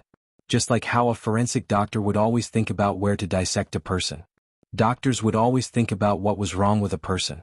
But he heard that Prince Rin was preparing something better, specially designed for preaching. He did not know what it was. Are they coming for us? Su Jiaojia was worried, but she showed it on her face. After staying here for more than a year, she knew how powerful the foreign races were. She was no longer as optimistic as before. A smile appeared on Lin Dong's face. So what if I am? So what if we are not? We will have to fight this battle sooner or later. Even if we die here, we will just return to the Void hometown early. Leader, we believe in the Heavenly Lord. Su Jiaojia cautiously reminded. Leader, you are too immersed in your role. The Ajadi Matriarch and the Heavenly Lord are just different names. Lin Dong said nonchalantly. His eyes were fixed on the light screen, which displayed the mountain range and land below. In a flash he flew past it. The vast fields and the villages in the distance were gradually getting bigger. If there is such a supreme existence in the world, then no matter what we call it, it will be it in the end, and it can only be it. So it doesn't matter who we believe in. Can't you see through it? Lin Dong asked. I only believe in you. Su Jiaojia's eyes were filled with affection, and her brows relaxed a lot. No, you, and the others only believe in our own hearts. Each of us believes in what we want to believe. The only difference is how to package this heart. Some people package it as the Heavenly Lord because they believe in the Heavenly Lord. Some people package it as the Ajadi Matriarch because they believe in the Ajadi Matriarch. The me in your heart, is it really me? Lin Dong's radiance made Su Jiaojia almost unable to look at him. More than that, he doubted his own intelligence. He couldn't understand it at all. Lin Dong did not explain and carefully looked at the scene on the screen. At the end of his vision, there was a team heading in their direction. Only 30 kilometers. This is the limit. Lin Dong softly sighed. Now he could only wait. First, he calculated the approximate distance and the time of the other party's arrival before controlling the crow to fly back. In the evening, Lin Dong once again commanded the crow to fly out. Wow, so much better. Even though she already knew, Su Jiaojiao's beautiful face still changed when she saw the huge army with her own eyes. Even Lin Dong furrowed his brows. The enemies were not overwhelming, but there were still about 30,000 of them. Most importantly, there were also an equal number of ferocious beasts. There were tigers, leopards, lions, wolves, and even more creatures that he had never seen before. All of them were huge enough to be used as mounts, and they also had powerful combat abilities. There were hundreds of flying beasts flying in the sky, and all of them were riding on earth spirits. In particular, 5 of the giant beasts had wide heads, bloody mouths, long necks, long forelimbs, and motley hind limbs. They were at least 100 meters tall and looked like moving mountains when they walked. Lin Dong heaved a sigh of relief after a long time. He controlled the crow to fly close to the ground so that it would not be eaten by the flying beasts in the sky. A campsite had already been set up at the border between the two worlds. The supplies from Dayo had been continuously transported here, so there was no need for the Empress and the rest to worry about logistics. There were nearly 1,000 people in the campsite. Among them, more than 100 were experts, and the rest were in charge of transportation and other logistics. The Empress sat in a stone house. It wasn't considered exquisite, but it was much better than in the cave.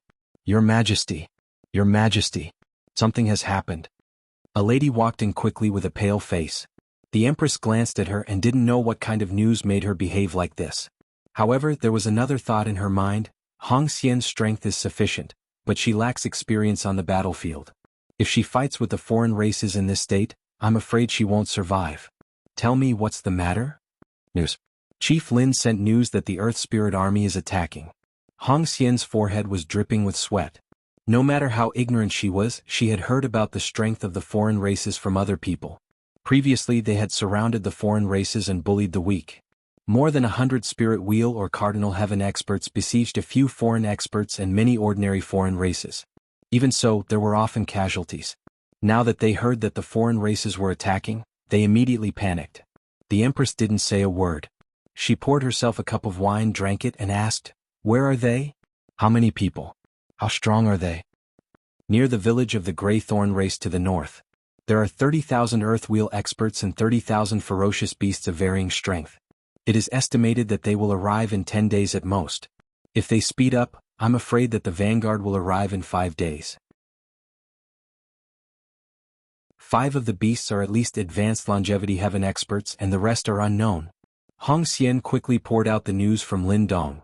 60,000 enemies? The Empress muttered to herself for a while. The Earth Spirit's identity reminded her of the mark on her arm. She instructed, "Get Xan Chou, Jupu Hua, Li Fu, Mahongyu, Jiang Zixi, Su Gongso, and the others to discuss this matter." After a while everyone arrived. "Take a seat." The Empress waited for everyone to sit down before she said, "Lin Dong, sect leader Lin has sent a message. About 30,000 people from the Earth Spirit tribe and 30,000 ferocious beasts have appeared in the vicinity of the Grey Thorn tribe's village. Everyone is familiar with that place. A little further north is the land of fire poison." As soon as the Empress finished speaking, everyone's expression changed. Some even stood up and subconsciously looked toward the south. Who cares how many people there are? Let's *CK them up. Xan Chou grinned with a sinister look on his face. Jupu Hua revealed her white teeth.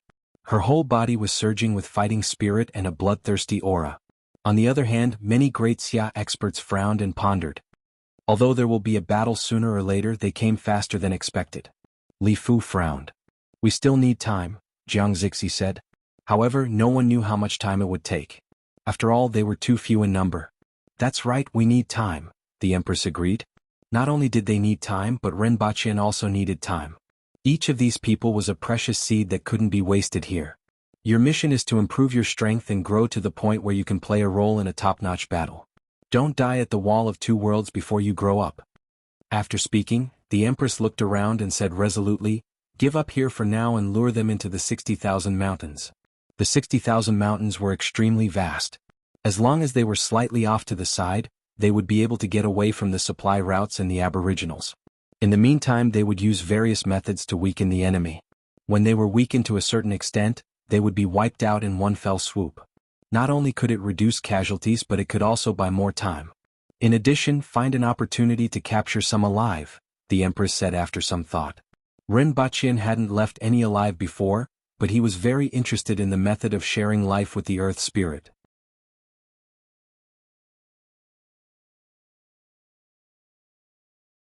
Chapter 1196.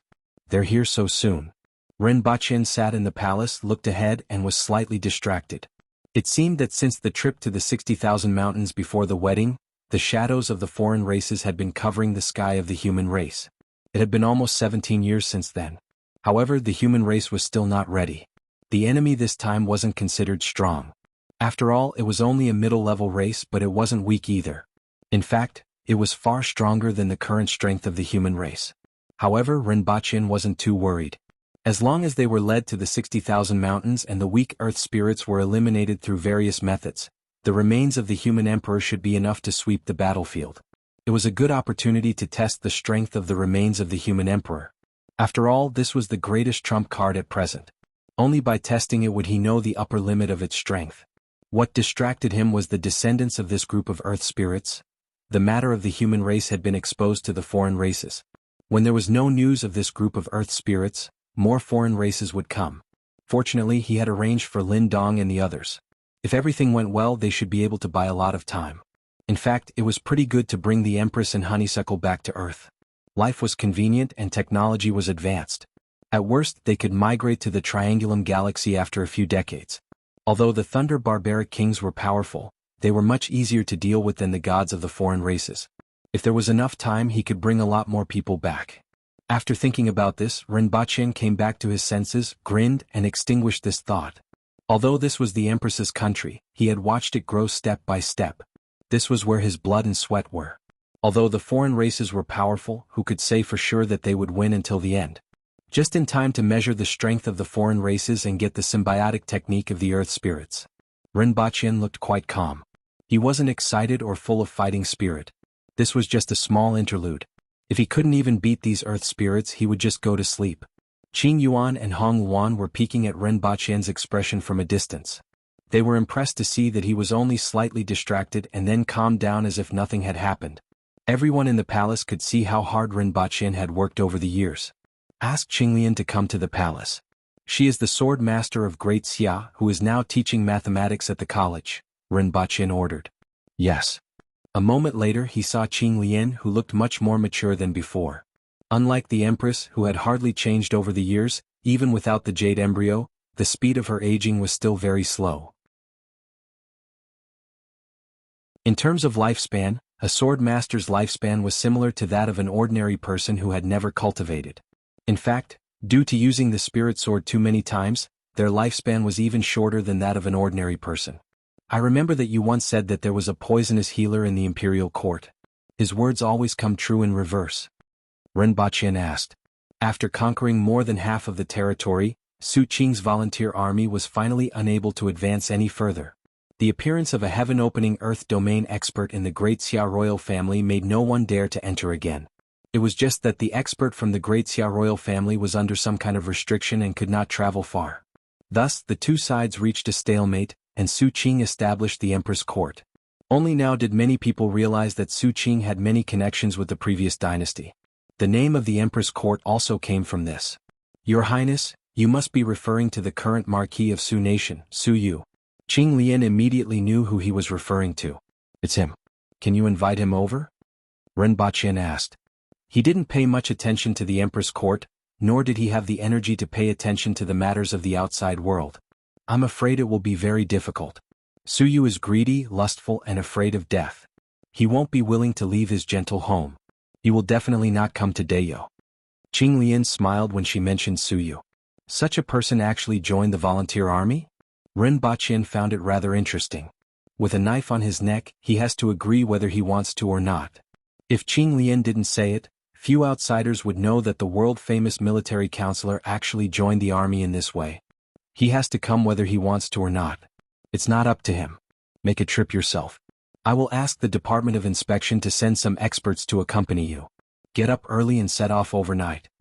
Is there a problem ahead? In that case, Your Highness, get someone to substitute for tomorrow's class. Qing Lian didn't need to ask. Seeing how anxious Rinpoche was and thinking about Su Yu's value, she immediately knew what was going on. Actually, I want you to serve in the imperial court, Rinpoche said appreciatively. Qing Lian was clever and proficient in mathematics and probability. He felt rather regretful that such a talent had to teach in a school. I can't afford to offend the officials in the imperial court. Qing Lian pursed her lips and smiled, which made Rinpochen laugh as well. Going to court every day was like fighting. Ordinary people really couldn't afford to go to court and get hurt. Go back and prepare first.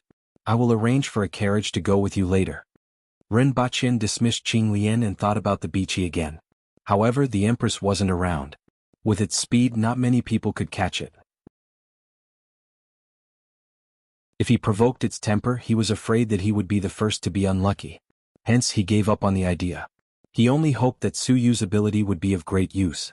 After thinking about it, Rinpochen prepared a letter and asked Qing Lian to pass it to Su Qing so that he could borrow the marquee from his family. This was to prevent him from thinking that he was being kidnapped. 13 days later in Yuzhou, the marquis of the Su kingdom, Su Yu, was lying in his courtyard, basking in the sun. Back then he was forced to join the gang and was beaten up. After so many years he finally settled down. He had no intention of advancing further. He just wanted to bask in the sun, take care of flowers, walk his dog, go to brothels, marry concubines and abduct women. Anyway, as long as he didn't go too far, no one could do anything to him. The others wanted him to stay like this. Not only was it comfortable, but it was also safe. The housekeeper came to Su Yu's side and whispered, "Marquis, someone sent a greeting card saying that an old friend wants to see you." An old friend? Su Yu took the greeting card casually. Which old friend? The person only said that she is a guest of the king's tent. Su Yu was stunned. Now, there was only one king in the imperial court, and that was the emperor. As for the emperor's guests, they were all in court now and would never send a greeting card like this, let alone say that she was a guest of the king's tent. Looking at the pretty girl on the greeting card, a somewhat unfamiliar face immediately appeared in front of Su Yu's eyes. Su Yu was puzzled at first, but this expression didn't last for more than a second. His face suddenly changed and he jumped up from the recliner. "Where will Marquis see her?" "See what?" "Drag her away."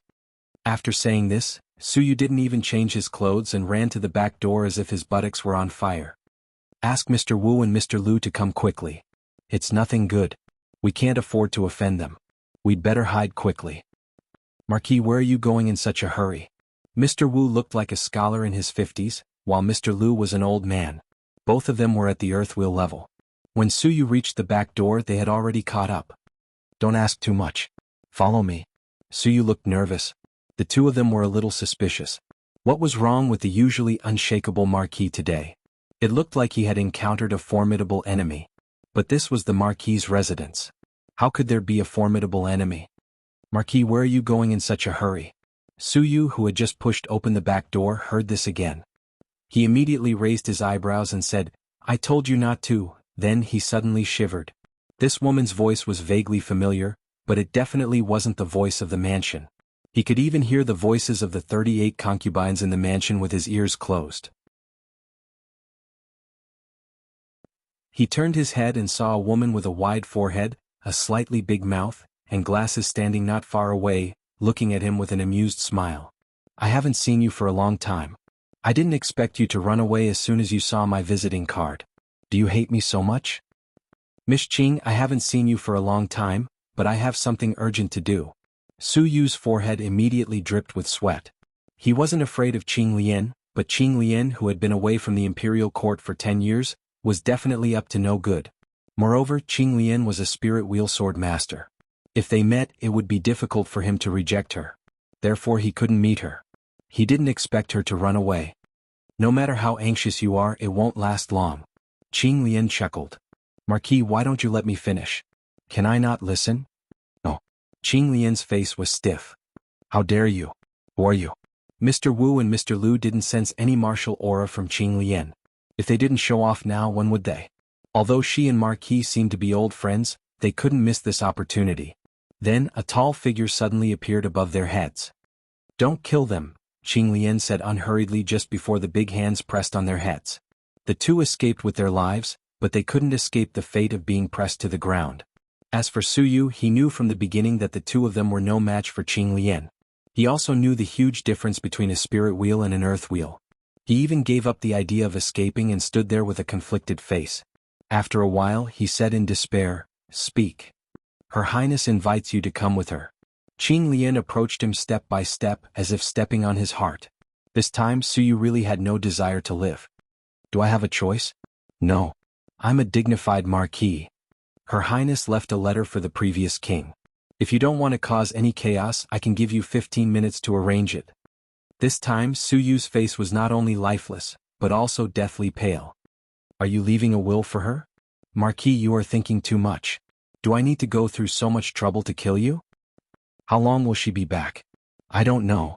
If you are willing, you can also move your family there. Qing Lian chuckled.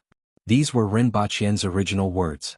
After all, this person was very useful, and they didn't know how long he would need to stay there. I have 38 concubines. If I don't return, I'm afraid they won't end up well. Should I bring them along? Su Yu asked tentatively. Qing Lian looked at Su Yu, who was like a moving mountain of flesh, and suddenly wanted to beat him up. After another half a month, Ren Baqian finally saw Su Yu, who was like a mountain of flesh. When he found out that Su Yu had more than 30 concubines behind him, Ren Baqian couldn't help but feel a little envious. It was contempt. This is Her Highness. Su Yu's face was full of flattery. Marquis Su, I had no choice but to invite you here this time. Please forgive me if I offended you. Although Ren Baqian was envious, despicable, disdainful, he was still polite. Did Qing Lian tell you on the way here? Ren Baqian asked with a smile. She didn't say anything. She just said that I'm useful. Ren Baqian nodded. Let me tell you then.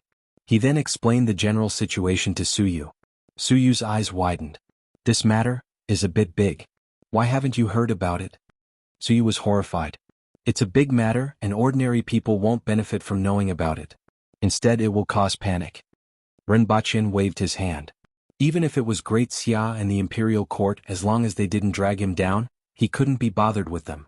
But I'm afraid that I'll betray Her Highness's trust in such a big matter. Su Yu looked conflicted. There's no other way. The foreign races are powerful and the human race is weak. As long as there's a slight chance, we have to try. Under the heavens and on the earth, the human race has to face such difficulties. If we can defeat the foreign races, of course, everything will be fine. If not, the human race will be removed from the world. Therefore, everyone with the ability has to participate. Even the ruffians are fighting outside the wall of the two worlds, let alone people like us who live in the imperial court and enjoy the worship of the people. Ren Baqian's words were resolute and decisive. Su Yu opened his mouth but couldn't say anything else. Su Yu thought about it carefully and couldn't help but admire Ren Baqian.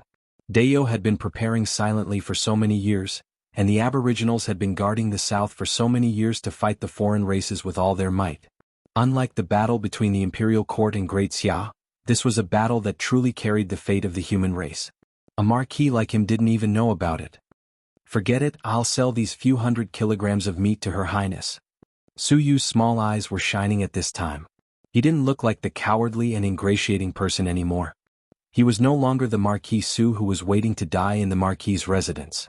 This sentence was addressed as Her Highness, and not Her Highness of Dayo. From Ren Baqian's description, he had already figured it out. After this battle, there would probably be more battles and he might not be able to return for a while.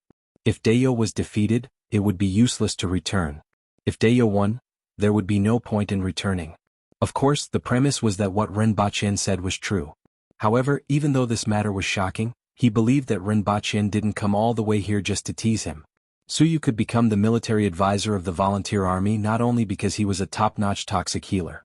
At this moment he was very decisive and had sharp eyes. Ren Baqian laughed and said, In that case I'll have to trouble Marquis Su. First, I'll have to trouble you to be an advisor. After the war, I'll reward you according to your contributions. Set a small goal first, such as 1 second.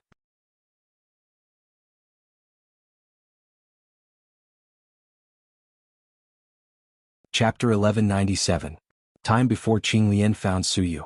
The Wall of the Two Worlds. The Empress was sitting high above the Wall of the Two Worlds. The strong wind blew her hair on her face and caused her red dress to flutter in the air. Below them was the outpost that was already empty. All the equipment and resources had been moved away and buried.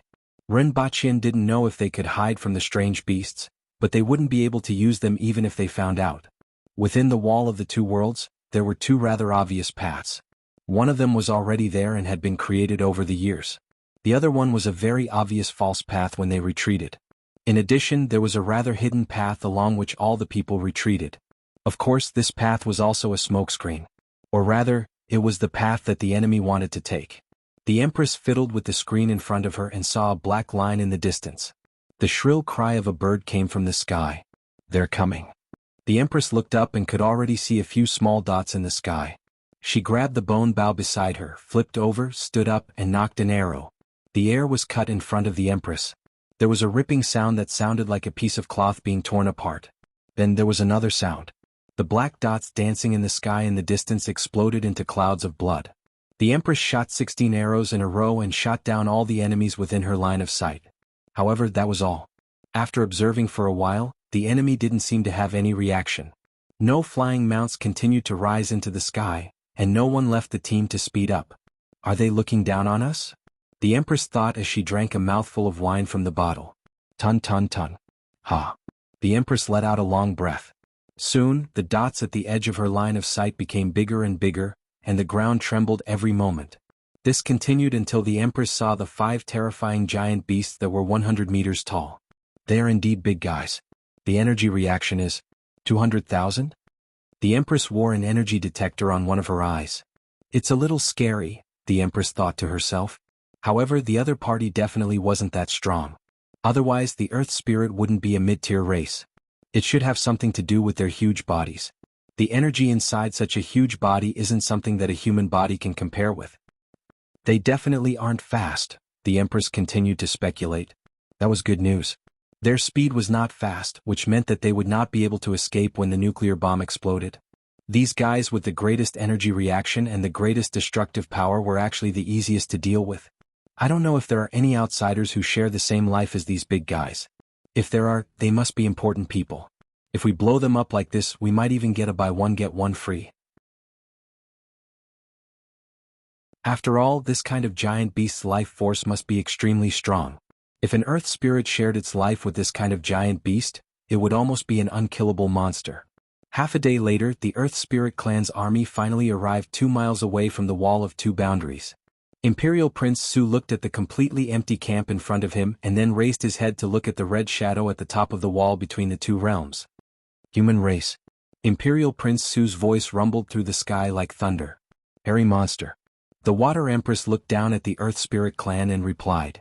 Were you the ones who killed our clansmen? Imperial Prince Su asked loudly. The original hairy monster's here? I killed him, that's right, the Empress replied coldly. The corners of Imperial Prince Su's mouth twitched as he revealed a bloodthirsty smile. Although he didn't expect the other party to answer, he was quite happy that she said it so frankly. I will destroy your country, kill your clansmen, turn your cities into ruins, and turn the land into barren land. The people of the Black Sky God are not to be blasphemed. Imperial Prince Su looked at the Empress with bloodthirsty eyes. Come, I'll be waiting. The purple lines on the Empress's face grew and receded several times.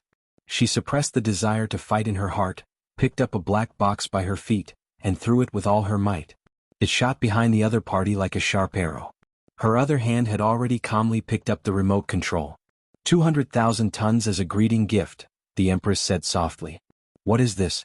A letter of challenge? Imperial Prince Su looked at the Empress's actions and laughed. Then, at the same time that the giant beast under him suddenly roared, his expression changed and he suddenly jumped back. There were a few people who did the same thing as Imperial Prince Su, but more people didn't react in time. Boom! A fireball appeared out of nowhere and quickly expanded, as if there was a second sun hanging in the sky. Some of the Earth Spirit people and strange beasts nearby didn't even have time to scream before they turned into ashes. Imperial Prince Su only felt a sharp pain in his eyes, and he screamed in the air. The huge fireball almost turned his clothes into ashes, and his body was directly blown away by the shockwave. A mushroom cloud rose into the sky. This was the first time that the foreign races had seen the power of technology.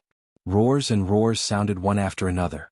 However, the Earth Spirit people were in a straight line, and their strange beasts were large in size. Not many people were affected in the core area, less than 1,000 people. Nearly half of them died on the spot and nearly half were seriously injured. Damn the human race, I want to kill her, I want to exterminate the human race. Imperial Prince Su crouched on the ground and let out a mournful roar.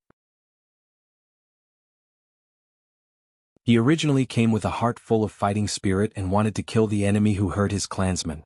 When he knew that he was facing the human race, he thought that it would be an easy battle. However, he didn't expect that he would suffer a big loss as soon as they met. However, the sharp pain in his body reminded him that the other party wasn't as easy to deal with as he thought. Inform the rear team to stop advancing. Everyone be careful, retreat slowly and control your mounts. Don't panic. Imperial Prince Su's skin was almost burnt black, but after a while the burnt pieces fell off, and the flesh inside could be seen growing quickly. A few hours later, the dust settled and the situation at the scene was completely analyzed. Most of the casualties were Imperial Prince Su's personal guards. Although they were quite strong, they didn't have time to escape. Almost all of Imperial Prince Su's personal guards were dead or injured. Just this point alone made the flames of anger in his heart almost burst out. As for the huge giant calamity beasts, 3 were seriously injured and 2 were lightly injured. It had to be said that the giant calamity beasts had a strong life force. Even though almost all 5 of them were in the core area with their tough skin and strong life force, none of them died. It was terrifying. However, the one with the most serious injuries was almost burnt to a crisp, and its internal organs and bones were also greatly damaged. It needed a period of time to recover. The other 2 were temporarily unable to move due to their heavy injuries. As for the red shadow above, it had disappeared a long time ago. Your Highness, should we chase after them now?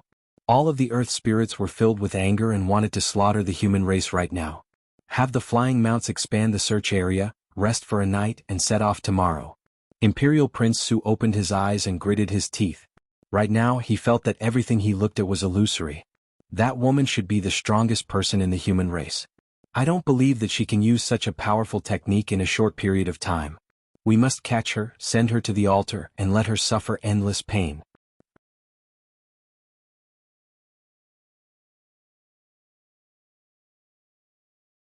Chapter 1198. My lord, there are 3 routes. Judging from the smell, they took the more concealed route. However, the other 2 routes have been destroyed and I suspect that the humans came through these 2 routes. After all, that small path can't carry too many people and can't transport supplies.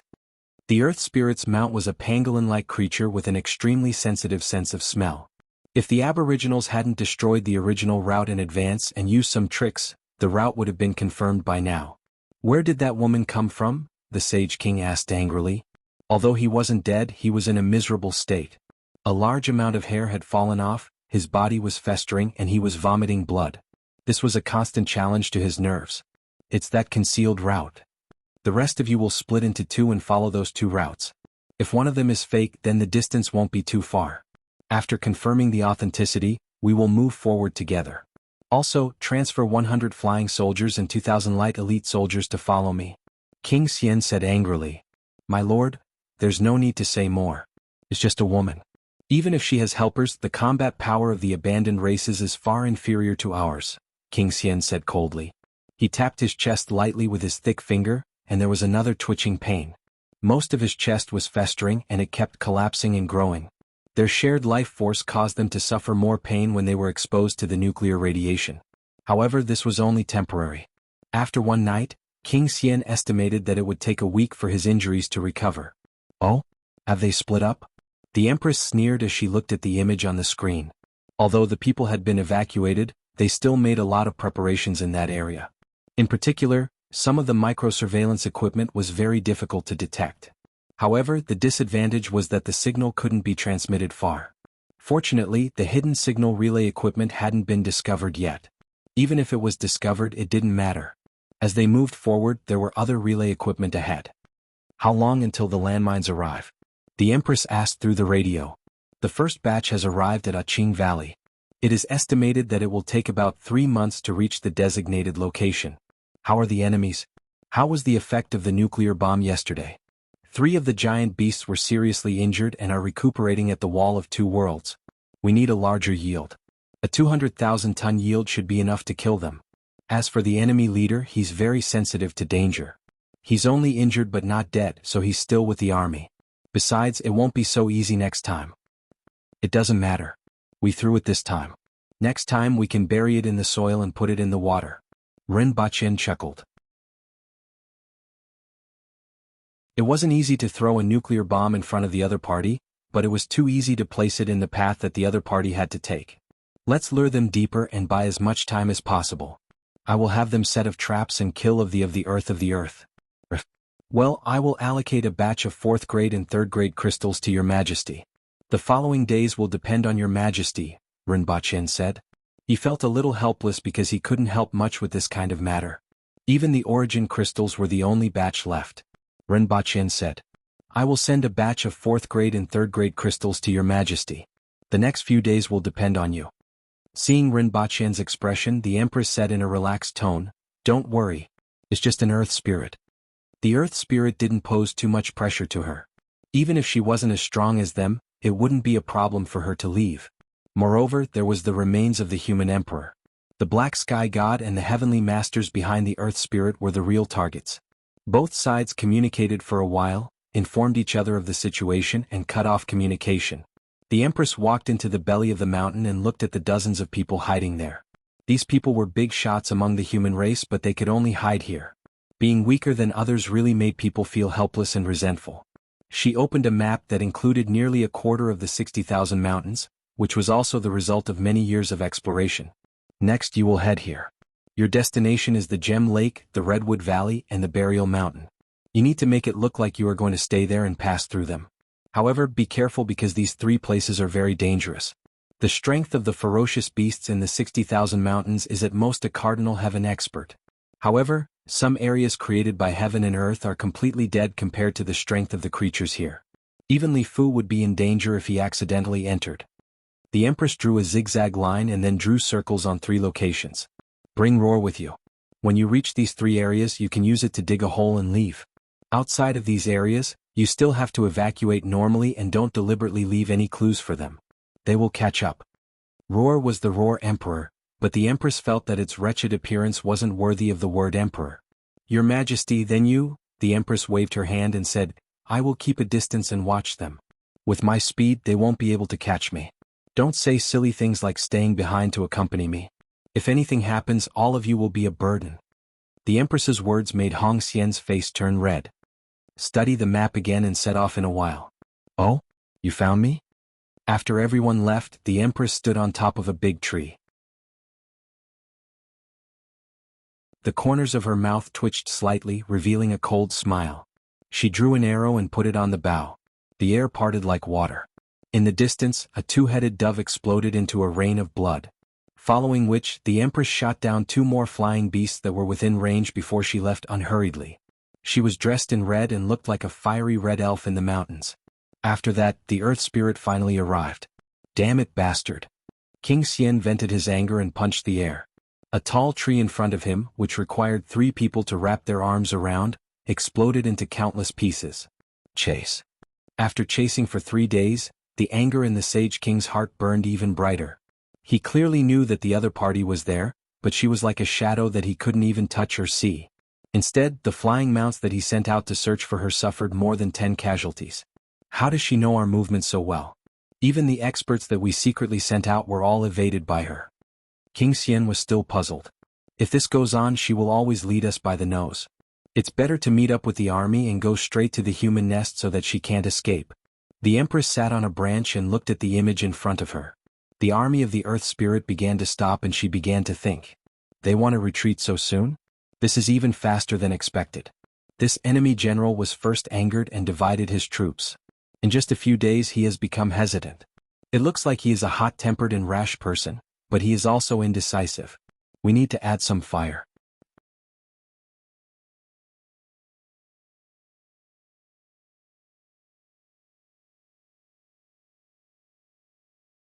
Chapter 1199. What has Hua been doing recently? Drinking again? Don't you care? The empress looked at the screen that was divided into 8 segments while talking to Rinpoche about the radio station. Countless people were tuning in to the empress's channel. You care if you can do it. Rinpoche spread his hands on the other end of the radio station. You should do it if you can, right? Everyone was reasonable. Then he felt that the air was a little cold. There seemed to be the sound of a breastfeeding creature grinding its teeth. Don't ask how he knew it was metaphysics. Hua won't drink too much anyway. Rinpoche laughed it off. At most, it would just be a little too much. The main thing was that it was getting harder and harder to capture Hua. Currently, only Lin Xiaola, Xenja, and the old lady in Qingxin Palace Hall who coughed so much that she almost vomited out her heart and lungs were at the cardinal heaven level. The former was addicted to sleeping while Xenja was addicted to electric shocks. It was better to let the old lady in Qingxin Palace Hall enjoy her old age. But it's not a big deal. Erhua is quite popular among the people now.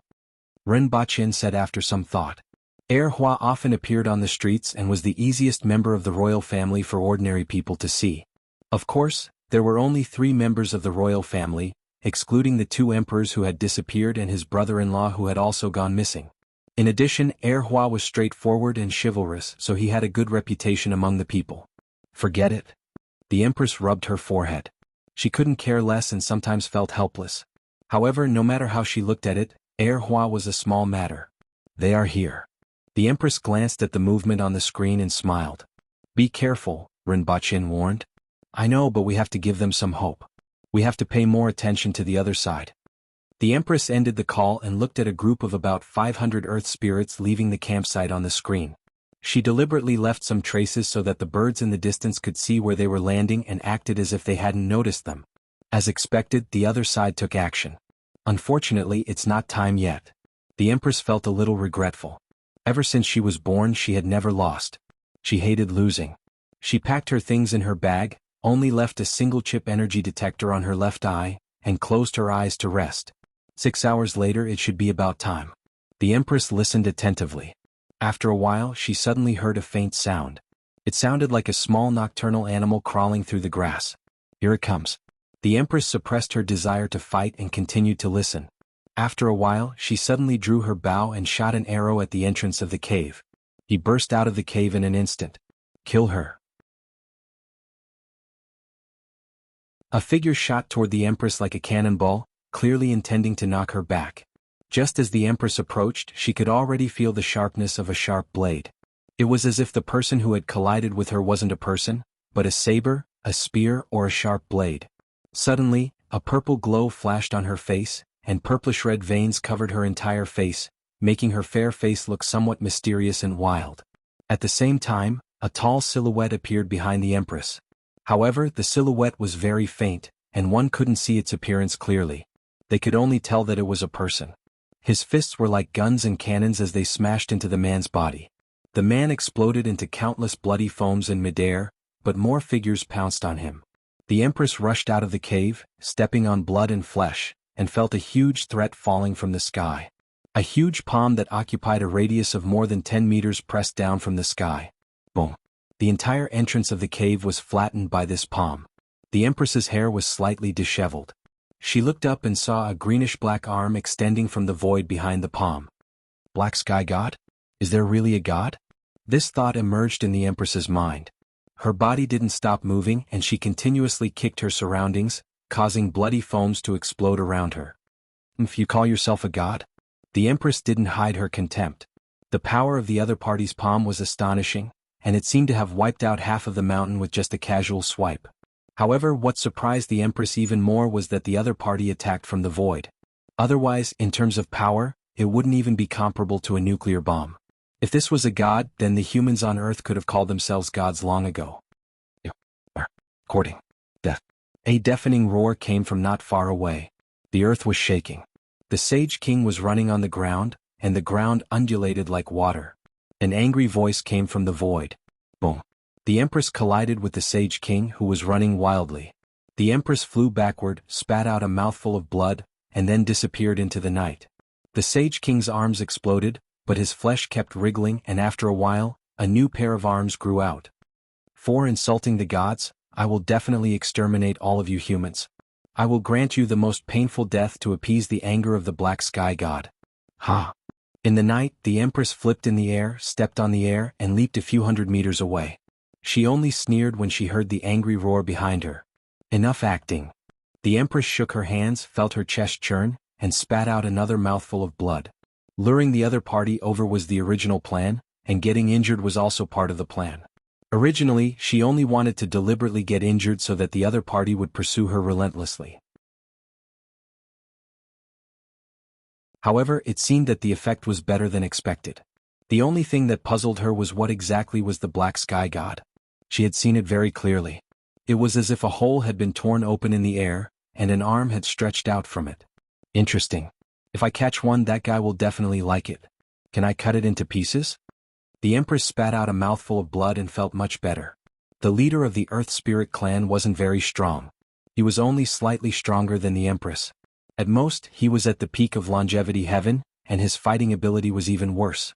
The Empress was full of contempt for the fighting ability of the Earth Spirit clan. Even the people from Great Xia were far stronger than them in terms of fighting ability. This was the difference in fighting skills. Compared to the warriors, the Earth Spirit clan were like boorish men who only knew how to wave their fists. However, the Earth Spirit clan was rather annoying, and that was that they were very difficult to kill. Even if they were beaten to a pulp, they could regrow in a short while. Especially with such a high status, it was even more difficult to kill an Earth Spirit clan member under layers of protection. After dropping a few surveillance cameras along the way and resting for only 6 hours, the Empress found traces of the Earth Spirit clan from the surveillance cameras. They caught up quickly. The Empress was quite pleased. Her hard work wasn't in vain. In the next 3 days, the Empress fought with the Earth Spirit clan twice more. Each time, she escaped with injuries, and it seemed that her injuries were getting worse. Among the people from the Earth Spirit clan who chased after her, a total of 32 were at the longevity heaven level. Each of them had the ability to share the vitality of a ferocious beast. Even if they were smashed into pulp, they could still be resurrected in a short period of time. However, the Empress wasn't in a hurry. Very soon she would arrive at the first burial ground prepared for the Earth Spirit clan. Set a small target first, for example 1 second. Remember, book house.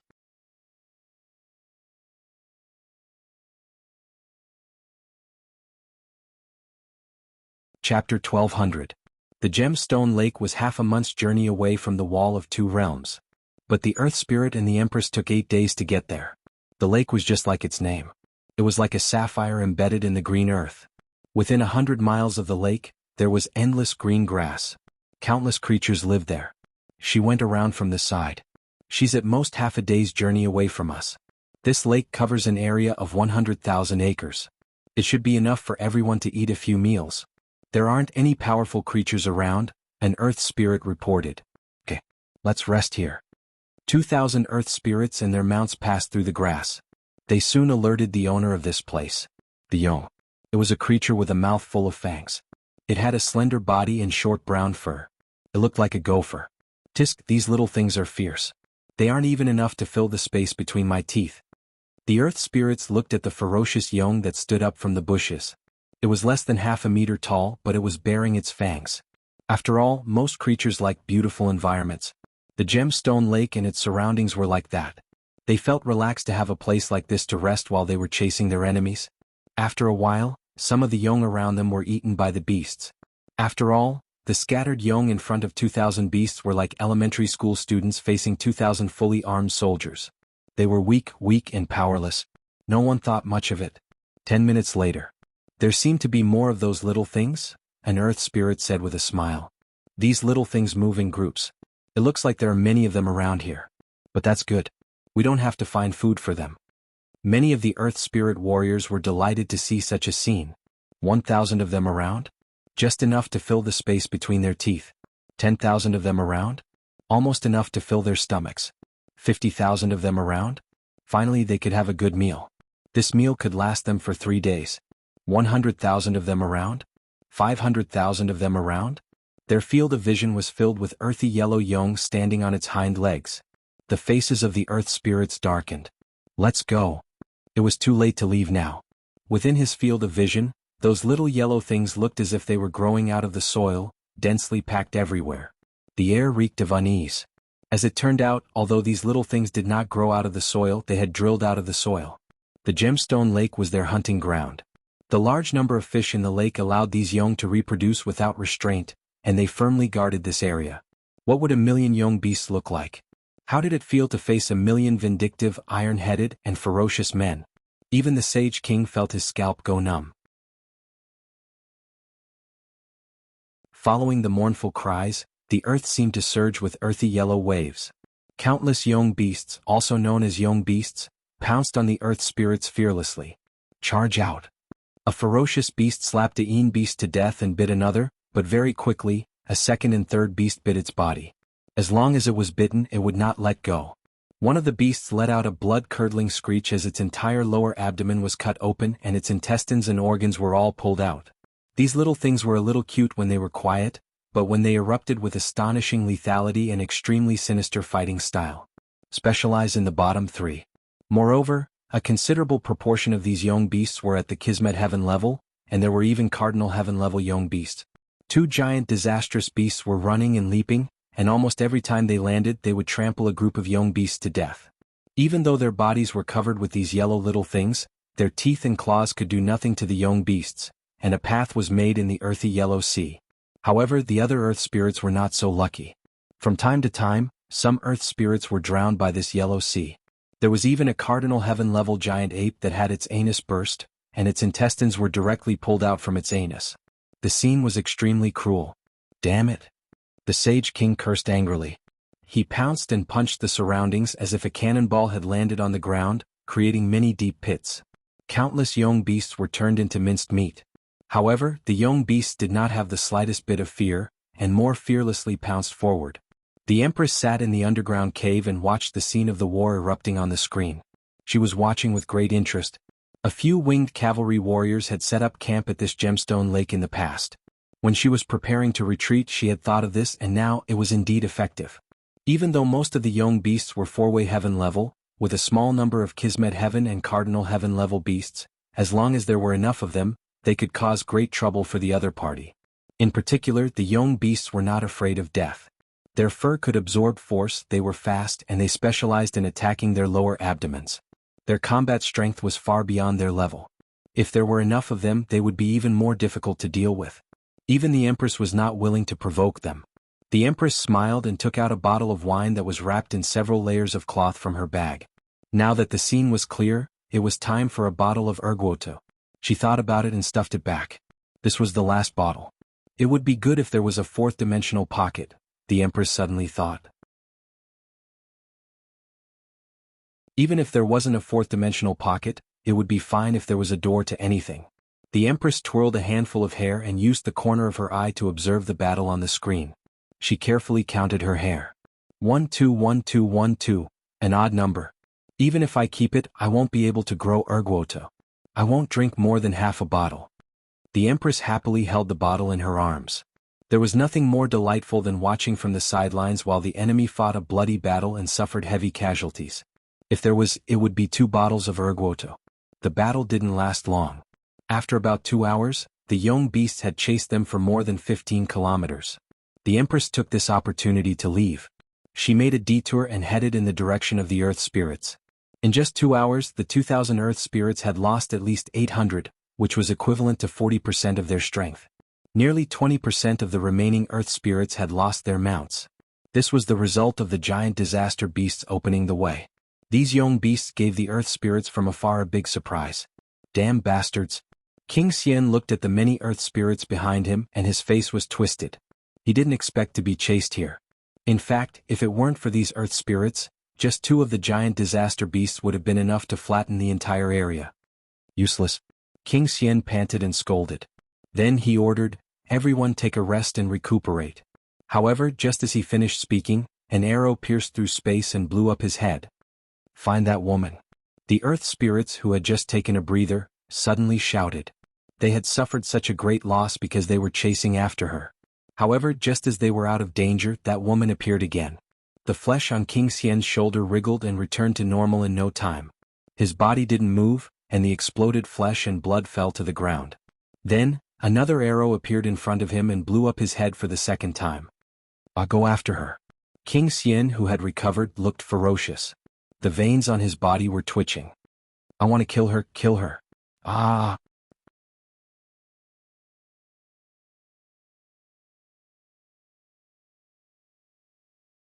Chapter 12:01. My attitude in admitting my mistake is very sincere. From March onwards, the updates became unstable. However, at the very least, I would be able to replenish 100,000 words by the end of every month. Ever since I was sealed and released, a string in my heart seemed to have broken. My condition had deteriorated severely. Other than writing the beginning of the anticipated new book, I didn't continue writing. The updates of the Empress's novel were also extremely unstable. Especially recently, I have been in a state of wondering who I am, where I am, and what I am doing every day. Last night, I wrote more than 500 words. In the morning, I was still wondering what exactly I was writing. My mind was blank. Currently, the Empress was finishing up the novel. Her original plan was to finish it by the end of this month. However, it seemed impossible now. She would strive to gradually resume updating the novel and finish it by the end of next month. Apologies for the recent updates of The Gigolo of the Empress's Family. Currently typing, please wait a moment. After the content has been updated, please refresh the page to receive the latest update.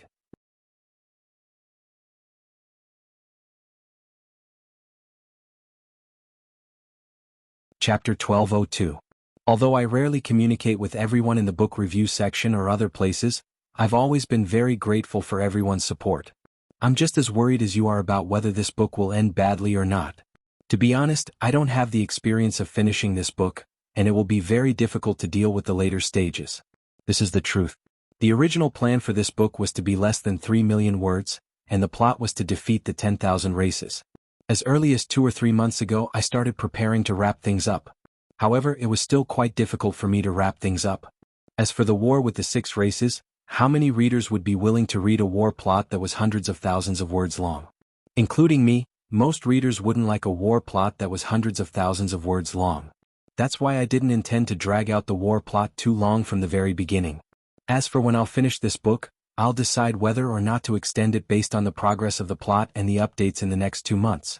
I definitely won't rush to finish this book by the end of next month based on the current update speed. Just now, I seriously considered deleting the new book that had already been submitted for review, and I'll release it next month based on the situation of this book. In the end, I discovered that I couldn't delete it. If I release it, then so be it. Fortunately, there were still some drafts for the new book. The new book didn't have much to do with the update status of this book. They were all written before the middle of last month, and they hadn't been touched for a long time. As for this book, I'll do my best to give everyone an explanation.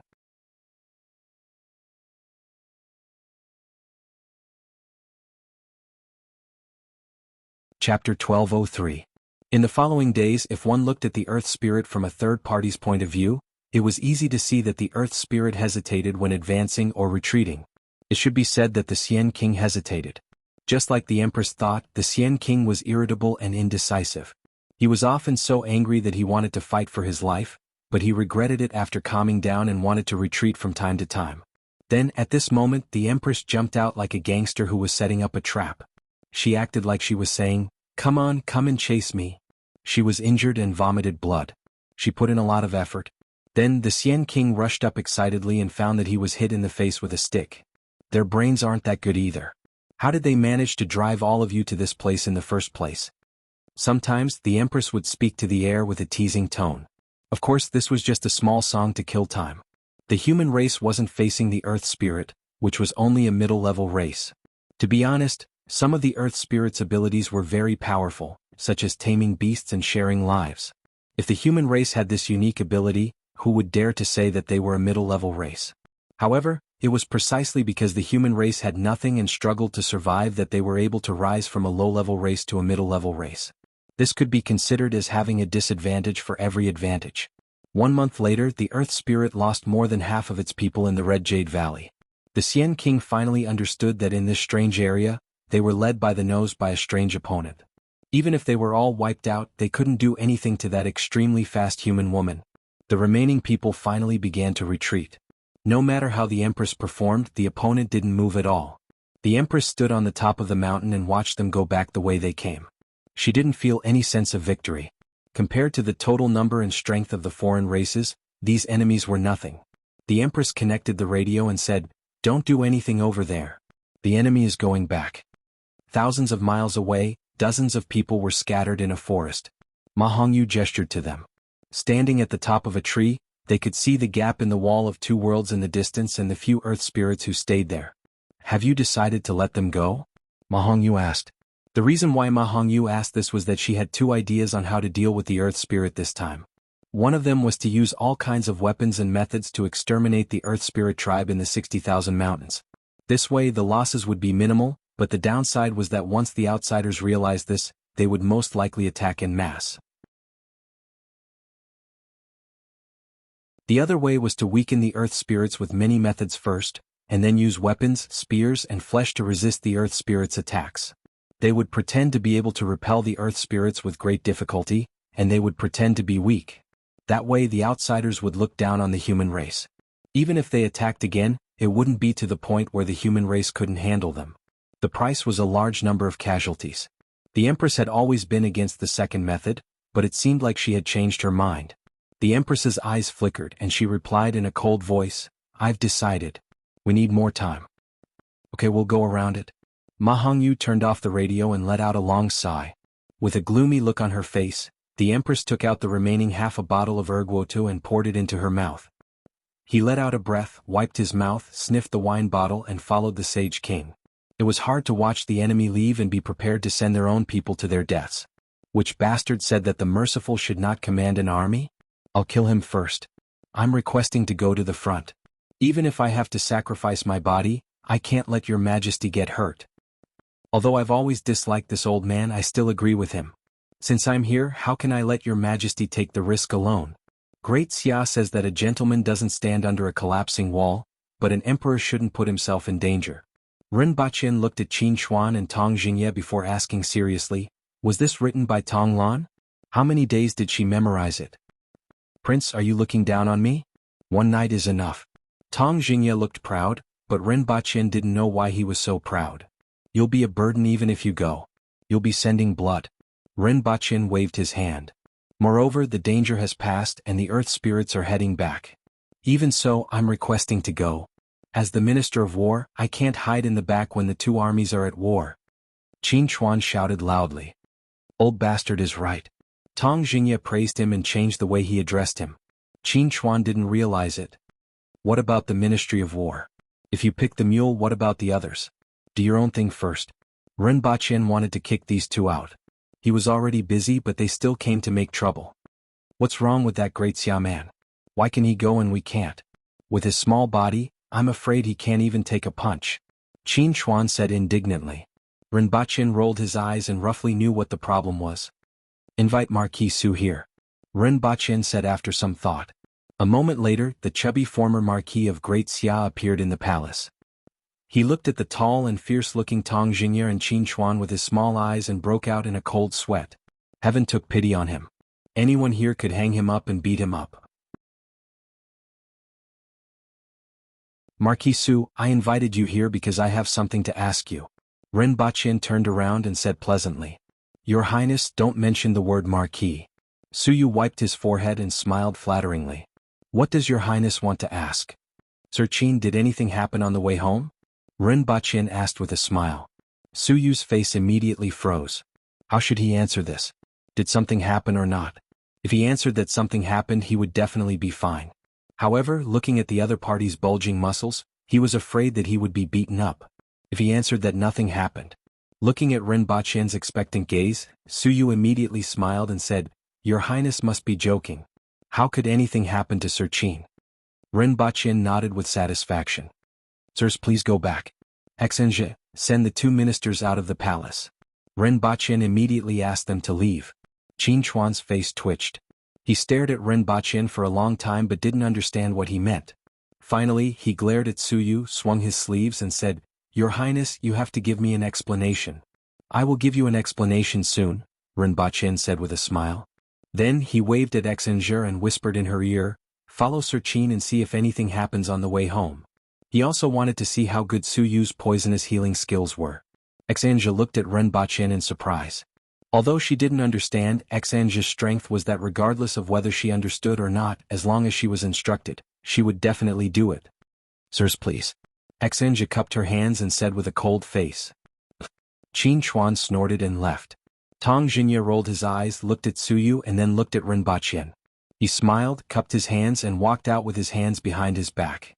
The old fox was very shrewd and guessed that there would be a joke to watch later. When he left the palace and saw that Exenge was still following him, he glared at her and asked, "General Exenge, why are you still following me? This world belongs to Her Majesty, not you." Exenge looked at him coldly. Qin Chuan snorted and didn't move. He couldn't respond to this. After getting into the car, they didn't go far before the car suddenly accelerated and drove forward. The driver was shocked, stepped on the accelerator and pulled the steering wheel. The car didn't stop and the steering wheel fell off. Looking at the steering wheel in his hand and the wall that was getting closer and closer, the driver quickly shouted, "Sir!" Without needing him to say anything, Qin Chuan kicked open the car door and jumped out. The car crashed directly into a telephone pole. The cement telephone pole directly fell down. The car was completely scrapped, but the driver was fine. Since they hadn't gone far from the palace and there weren't many pedestrians, there wasn't a big accident. The driver climbed out of the car and said with some lingering fear, "Sir, the car suddenly lost control." "What the hell?" "Forget it. Go back to the Ministry of War and I'll take a walk," Qin Chuan said. He turned to look at the palace and wondered if that old man had done something to the Ministry of War. The cars that were sent to the Ministry of War were all defective. After walking for a short while, he heard a drawn-out shout from behind, Make way." The first shout came from more than 100 meters away, but the second shout came from behind him. Without turning back, Qin Chuan moved and appeared a few meters away. Honeysuckle rode his bicycle at a speed of 200 kilometers per hour. If it were someone else, they would probably be able to see his back. However, Qin Chuan didn't have the time to pay attention to Honeysuckle's back. Another bicycle that was racing at a speed of 200 kilometers per hour directly hit Qin Chuan's buttocks. Or rather, Qin Chuan just happened to appear in front of the other car in a flash. Qin Chuan, the young girl who flipped through the air, finally stabilized her body in the air. When she turned her head and saw that it was Qin Chuan, she was sweating profusely. She didn't dare to stop and ran away immediately.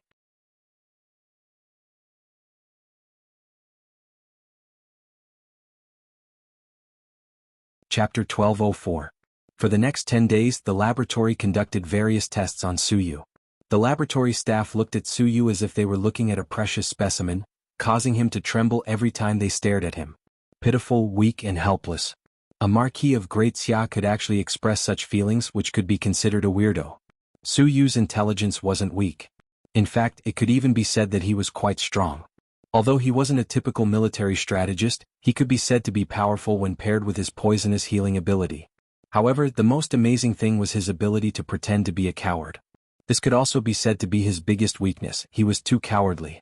According to him, "I clearly know that you won't do anything to me, but I'm afraid. Everyone, you must hit harder, harder." From this, one could see what kind of person he was. His ability is very similar to that of the Bichi, but he doesn't need to be in direct contact or seen. It's a little like a verbal command, but it's the opposite. Rinpoche carefully read the report on the table. The range of influence can reach up to 500 kilometers based on his situation in the Great Xia army, but as the range increases, the effect will decrease. The effect will be affected by time. The longer the time, the lower the effect. The magnitude of the effect will be affected by the strength. For a Cardinal Heaven expert, he will at most encounter some accidents and suffer some minor injuries. The duration is also very short. If the strength is too high, it will also cause a backlash. For example, when he exerts influence on Jinren Li, it will cause a backlash. This effect should be related to his own strength.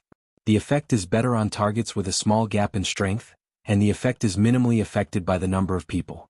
For example, one Kismet Heaven expert may receive an effect with an index of 5, 100 Kismet Heaven experts will receive an effect with an index of 4. 8 and 10,000 Kismet Heaven experts will receive an effect with an index of 4. However, we speculate that there should be a limit. If this limit is exceeded, he is likely to suffer a backlash. However, his ability has some other strange effects, such as affecting people's judgment. Rinpoche's expression changed. This is a little interesting. After hearing about Suyu's situation from Qing Lian, he had this conjecture, and the laboratory had now fully confirmed it. The laboratory did an experiment by changing the positions of 3 poker cards on the table and then finding one of them. Ever since Suyushir came here, no one had ever picked the right card. Even if they weren't fast enough and even if they were staring at the card, they would somehow change their minds when choosing. There were all sorts of reasons for changing one's mind, such as forgetting, seeing wrongly, feeling that one was right, intuition, or many other reasons. This also proved why Great Xia would always inexplicably lose when the Revolutionary Army fought against the Great Xia soldiers. For example, when 2 armies left the city for a pincer attack, one of them went the wrong way, or the general suddenly made some low-level mistakes. In a battle between 2 armies, this was a great killing weapon. Get ready. We'll set off for the 60,000 mountains tomorrow. In addition to playing to your strengths, you also have to show your strategic ability. Rinpoche pointed at Suyu. I will obey your orders, Your Highness. Suyu had always been obedient. Then he asked worriedly, will they listen to me? You just need to make your own suggestions. As for the rest, trust needs to be nurtured, Rinpoche said meaningfully. Understood. Don't think too much and just do what you have to do. The most important task for you is to improve your strength and reach the spirit wheel level. Rinpoche waved his hand. Suyu immediately looked bitter. It wasn't easy to reach the spirit wheel level. He knew what kind of talent he had and that the man wheel level was already his peak. I will arrange this. Rinpoche decided that even if he had to use the whip and pile up heavenly treasures, he would still reach the spirit wheel level. After Suyu left, Rinpoche fiddled with a pitch-black crystal ball in his hand. Looking carefully inside, one could see a figure inside. It was a woman sitting cross-legged, surrounded by darkness as if she was in an endless void. The woman's appearance was slightly blurred, but it gave off a sense of familiarity and intimacy. Anyone who saw the figure in this crystal ball would feel the same way. It took a lot of time on Earth to make this. The woman's appearance was finalized after countless calculations. It was filled with all kinds of characteristics of motherhood and fantasy. Anyone who saw it would have the same feeling: peace of mind, warmth, admiration, and so on. In addition, the biggest feature of this crystal ball was that it could see the same scene from any angle, which was the front of the woman. Whether it was up or down, left or right. This alone took countless people and countless efforts to finally achieve. The identity of the woman in the crystal ball was the Ajadi matriarch. After the breakthrough in technology, it wasn't difficult to make crystal balls. Rinpoche made thousands of them and prepared to send them to the 60,000 mountains and find an opportunity to hand them over to Lindong. With this thing, he believed that it would be easier to preach. This kind of technology was considered high-end even on Earth, let alone in this world. It was enough to be regarded as a treasure, and it was easier for people to recognize the Ajadi matriarch. At most, other people would hang a portrait or make a sculpture. How could the effect be as good as this? There were no blind spots and only one side could be seen from any angle. This was in line with the identity of the Ajadi matriarch. Father, what's that in your hand? A yo-yo. Honeysuckle bounced in and saw the ball in Rinpoche's hand. Rinpoche was so angry that he almost laughed. Nonsense, have you ever seen such a big yo-yo? Let me see. Honeysuckle was always very interested in the things that Rinpoche fiddled with. Children were very interested in the things that their parents always fiddled with, such as cell phones and tablets. Honeysuckle was no exception. Rinpoche threw it to her and said, I'm going to the south tomorrow. Come with me. Okay. Honeysuckle grinned and squinted her eyes when she heard that they were leaving the capital. After a while she was surprised and asked, Who is this woman? Father's old lover? She's so beautiful.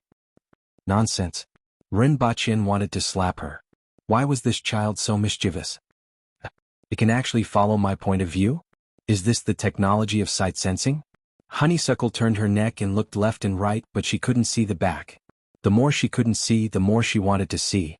She simply thought of a way to put the crystal ball on a cylindrical flower stand and then circled around it. It was as if there was a tornado in the hall. After half a minute, Honeysuckle stopped and looked surprised. Is technology so advanced now? She rolled her eyes and smirked. Father, this thing can sense sight, right? If two people look at it together, will it spin? Like a spinning top? You can try. Rinpoche rested his chin on his hand and smiled. After a while, after Rinpoche's experiment was fruitless, Honeysuckle found a mirror and realized that no matter how she looked at it, she could only see the front. At this time, Honeysuckle was a little surprised. What is this? Ajadi matriarch. Honeysuckle immediately put the crystal ball in front of Rinpoche and put her palms together. Amitba. Rinpoche shook his head slightly. This child was too mischievous. In Chuan City. This had always been Dayo's largest base in the 60,000 mountains. The Protectorate of the South was located here. When Rinpoche alighted from the plane, he heard Lu Hua shouting beside his ear, Father, what are they riding? Are those spiders? Why are they so big? Can arthropods support such a big body? They're vertebrates. Rinpoche explained to Honeysuckle. Honeysuckle didn't believe him at all and looked at him as if he was joking. They're indeed vertebrates, Rinpoche said again. That's right, these spiders had bones. It sounded very surprising. Perhaps it was a vertebrate with the appearance of a spider, which might be more acceptable. Its body could reach 3 meters, carry more than 100 kilograms of weight, and run as fast as flying on the mountainous terrain. This was a species found in the depths of the 60,000 mountains. Due to its living environment and food, its population wasn't large.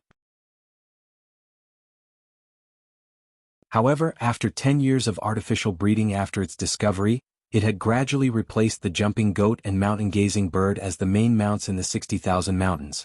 After a while, Renbachien saw Shiwanya rushing over in Inchuan City. After introducing Suyu, Shiwanya said, "Your Highness, we don't need a great Xia person." Shiwanya didn't belittle Suyu and simply ignored him. What could a man-will expert from Great Xia do here? Need him? Believe me, you need him, Renbachien said. We don't need him. Come, let's play a game. Without further ado, Renbachien took out 3 cards and showed them to Shiwanya. He then put them on the table and asked, "Which one do you think is the 3 of spades?" Suyu? It's such a simple game. Do you think Protector General she can guess it correctly? Of course he can. There's absolutely no problem. Suyu kept wiping his sweat with his plump, tender and fair hands. Your Highness, what are you doing? Shiwanya was baffled. If you can find the 3 of spades, I'm sure that you don't need a strategist. Shiwanya scratched his head and flipped over a card. It was such a simple question, yet. What the hell? Looking at the 3 of hearts on the table, Shiwanya couldn't believe it. Your Highness, one more time. Shiwanya's face darkened as he felt embarrassed. Your Highness, one more time. Your Highness, one more time. Your Highness, one more time. Your Highness. Renbachien rested his chin on his hand and stared at Shiwanya, who was doubting his life. Anyone with a normal IQ wouldn't make the same mistake twice, right? How many times have you done it? You still say that you don't need a strategist?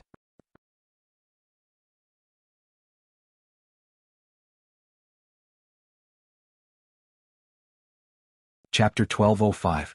Your Highness, do you want to take a look at that stone gate? Shiwanya asked. No, don't overthink it. It's not your fault. Renbachien shook his head. The stone gate was the one that Chiziting had passed through. No one knew where it led to. Whether it led to a corner of the earth, to the bottom of the ocean, or to the belly of a volcano. Although Renbachien was very interested in the secret contained in that stone gate and Chiziting's safety was also very important, neither he nor the laboratory could spare any more energy at the moment. Everyone was like a spring that had been wound.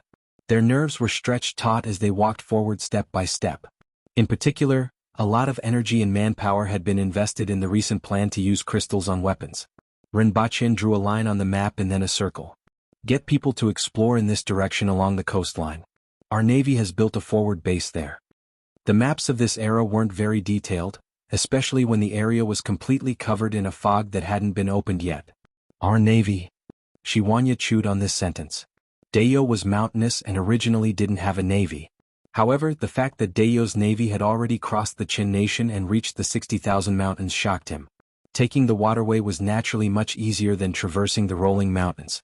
Although it wasn't comparable to airplanes, it was still difficult for airplanes to transport large amounts of people and supplies. Understood.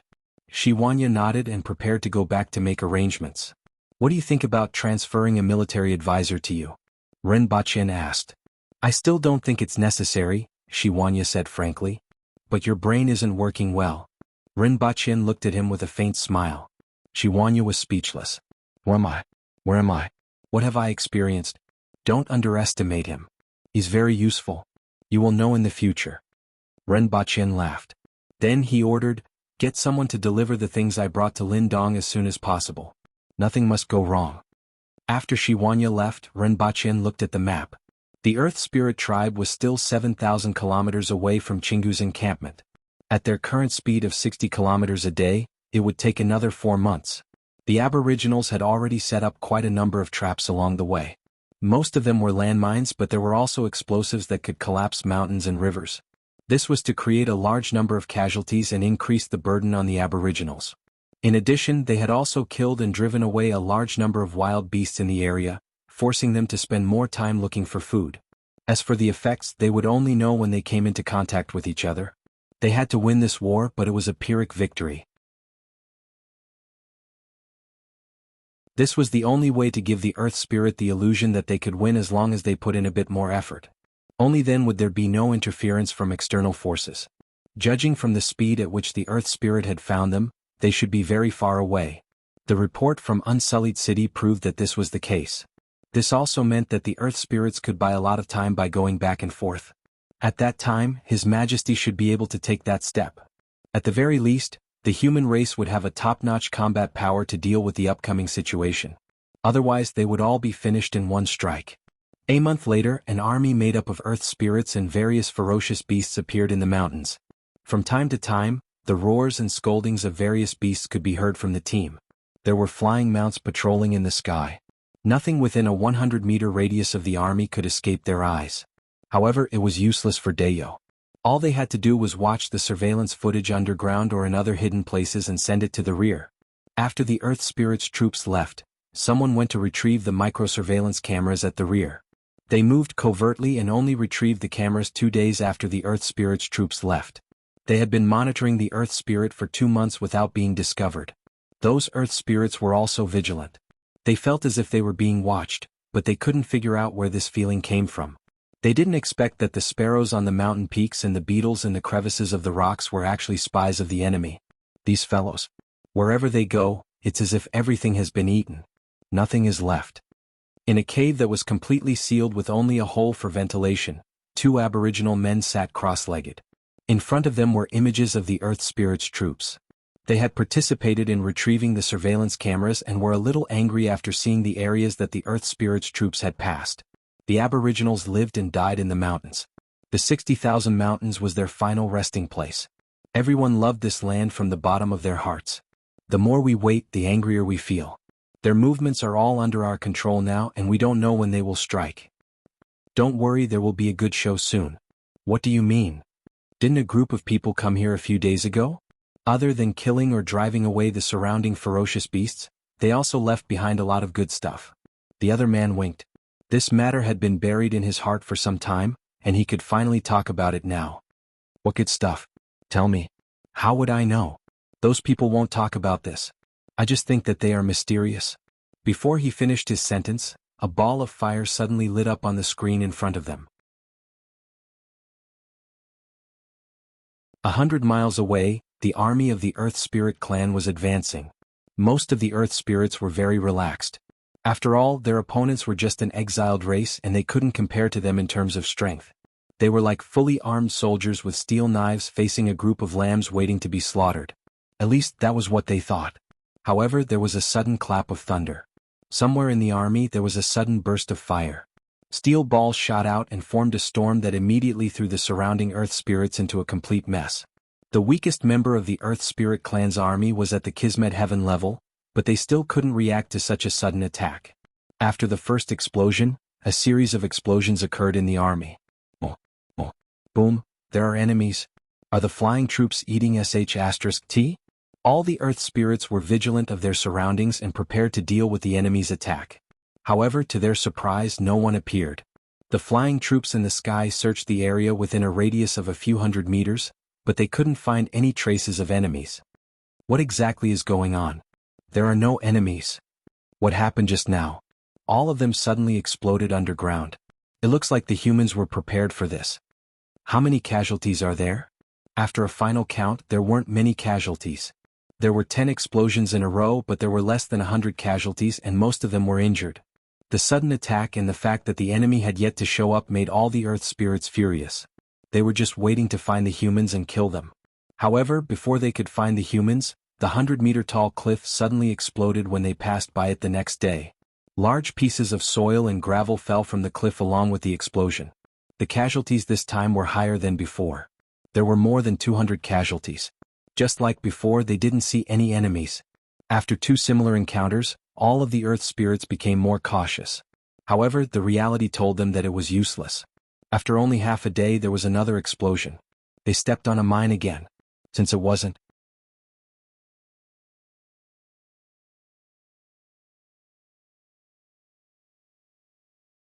Chapter 1206.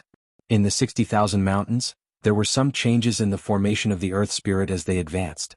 A few giant elephants which looked like mobile houses walked in front. From time to time, some elephants would stop and soon some Earth Spirits began to dig the ground. After a while, they dug out a palm-sized ball and carefully carried it to the army. Left General, I found something. This thing. Those humans buried it in the ground and will explode when we pass by. Let me have a look. The Left General was an Earth Spirit with only one eye. His other eye seemed to have been gouged out by something. This thing looks quite exquisite. What's inside? Study it and see how to dismantle it without damaging the inside. I want to see what exactly it is. Left General bared his fangs. What does it mean that there's a red light here?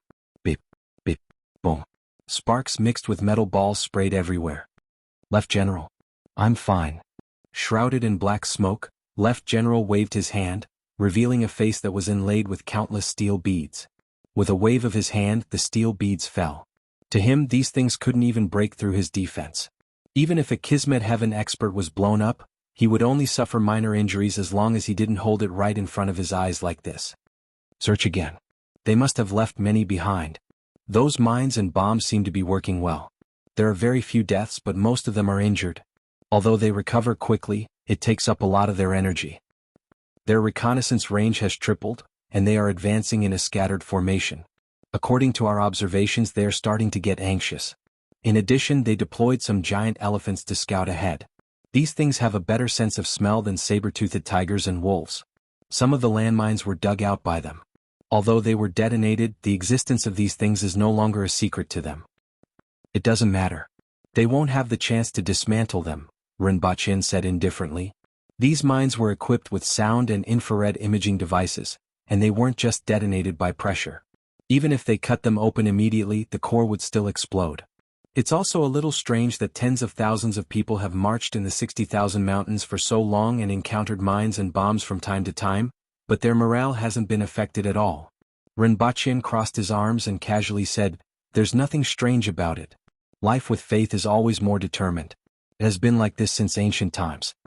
As he spoke, Rinpoche thought of something and asked, "On the contrary, they have expanded the scope of their investigation. Will the people in hiding be discovered?" That's hard to say. After all, they have many vicious beasts that we've never seen before, and we don't know what kind of abilities they have. Furthermore, after hiding in a small underground cave for a long time, one would need to eat and drink. As long as a trace is left behind, there is a possibility of being discovered, Shiwanya said. Tell them to be careful. You can relax the surveillance as much as you want. Just make sure they're moving in the right direction and if they've split up their forces. Monitoring their every move isn't the most important thing. The most important thing is to not let them discover our surveillance equipment. Once it's discovered, the first thing to do is to destroy the equipment without any hesitation. I'll have someone inform them. Since they've expanded the scope of their investigation, there will definitely be gaps. If there's a chance, they'll catch some spies. Regardless of whether we succeed or not, as long as we make a move, we must retreat. Understood. Rinpoche thought about it and felt that there was nothing else to say before letting Shiwanya make the arrangements. Rinpoche stretched his back and walked around the courtyard. The air in the mountains was much better than in the capital, especially because of the mountainous terrain. It wasn't as hot as the capital. He walked through the courtyard and came to another place. There was a large vat in the courtyard with a fire under it, and Suyu was stewing inside. "Ah, it's hot, hot, hot, hot. Let me out, I'm almost cooked." Suyu was yelling inside, but he was held down by two burly men and couldn't move at all. "Your Highness, I'm almost cooked. I can smell the fragrance." Suyu shouted as soon as he saw Rinpoche. "It's the smell of Chinese anise and Sichuan pepper, not yours," Rinpoche sniffed and explained. Suyu was speechless. "Why did you use anise and Sichuan pepper? Didn't you say you were going to cook me?" Suyu was about to cry. "It's more effective this way." Rinpoche laughed. Suyu wasn't very talented and he was quite lazy as well. The Rui visualization technique that the Empress found for Rinpoche was extremely difficult to practice, and Suyu couldn't practice it at all.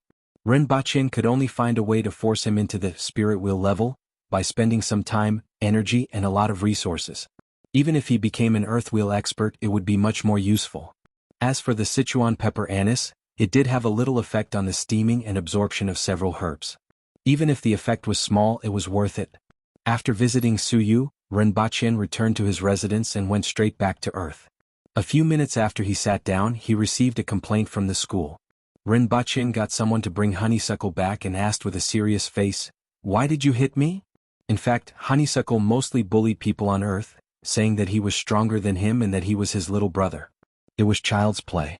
This was the first time that he was actually reported by the school for hitting someone. They didn't believe me when I said that I had 10 days of classes a week. Honeysuckle felt wronged when he mentioned this. He puffed his cheeks like a big hamster. "Other people have 5 days of classes a week, but I have 10 days a week. No one would believe me if I told them. How good is this? 1 day is equivalent to 2 days. I wish I had 48 hours a day. Ren Baqin said faintly. Doesn't your conscience hurt when you say this? Honeysuckle looked at Ren Baqin in shock. Conscience? Ren Baqin looked like he was recalling something. When was the last time someone mentioned this to him? Honeysuckle was even more shocked. Have you forgotten about your feelings? When did you lose your conscience? Ren Baqin regained his composure and asked, You hit him because of this? I didn't hit him. I just lightly hammered him. Honeysuckle was a little bashful. Then you flew out the window? Ren Baqin pointed at her and sighed. You aren't young anymore. Be more careful next time. Got it?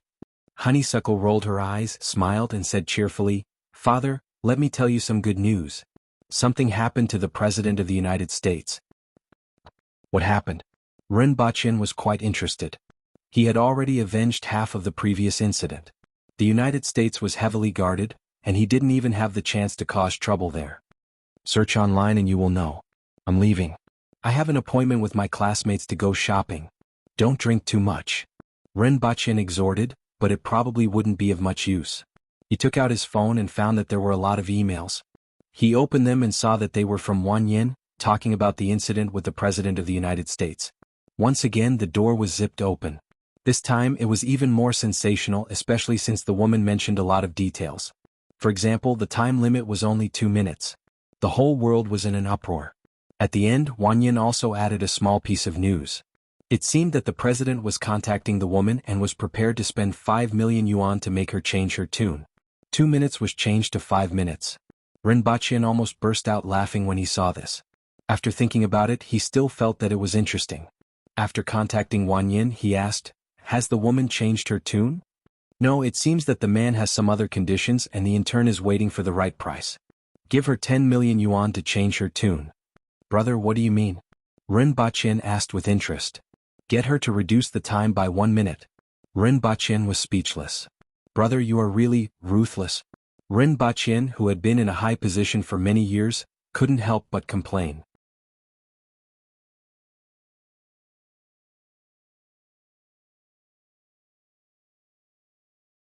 Chapter 1207. Citibank White House. The special assistant of the president came to the door of a room and heard someone banging on the table. The man inside had been in a bad mood these days. Especially after the woman rejected the man's suggestion and said, 1 minute, in front of the media, the man almost became a laughing stock. He stopped for a moment, knocked on the door and walked in. Have you found it? The president asked angrily as he sat behind the desk. Yes, it should be related to the Chinese. I thought it was those Russians. Why would they play such tricks? The president said gloomily. It has nothing to do with their authorities. According to our investigation, it should be done by Wang Yin Ren. The president smashed everything on the table. He knew what was going on at the mention of this name. It was that damn rude bastard again. All right, you may leave. The special assistant hesitated for a moment and didn't tell him about the 52 strange gifts that the White House had received today, including aphrodisiacs, bull penises, geckos, and other things that were said to have aphrodisiac effects in China. Needless to say, the man in front of him was going to be irritable again. He left the room and felt a little funny for some reason. Ren Baqin had already returned to Dayo. He was in a good mood after getting his revenge. Happiness should be built on the pain of the enemy. This was called political correctness. Another half a month passed. The leader of the Earth Spirit has met up with the army, the Empress said as she sat on a tree branch. She swung her legs, looked depressed, and seemed a little bored. In fact, it was indeed very boring. There was no food, no wine, and not even a person to talk to.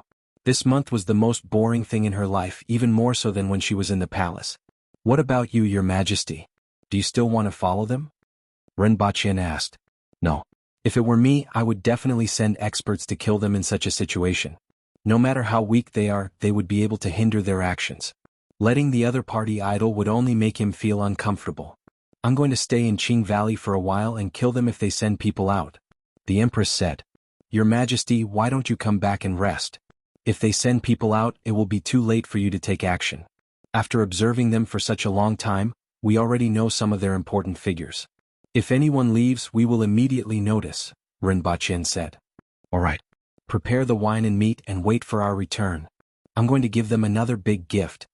After chatting for a while, the Empress hung up the radio. She landed on the ground, picked a few berries and threw them into her mouth. She then rushed toward the Earth Spirit clan with a relaxed look on her face.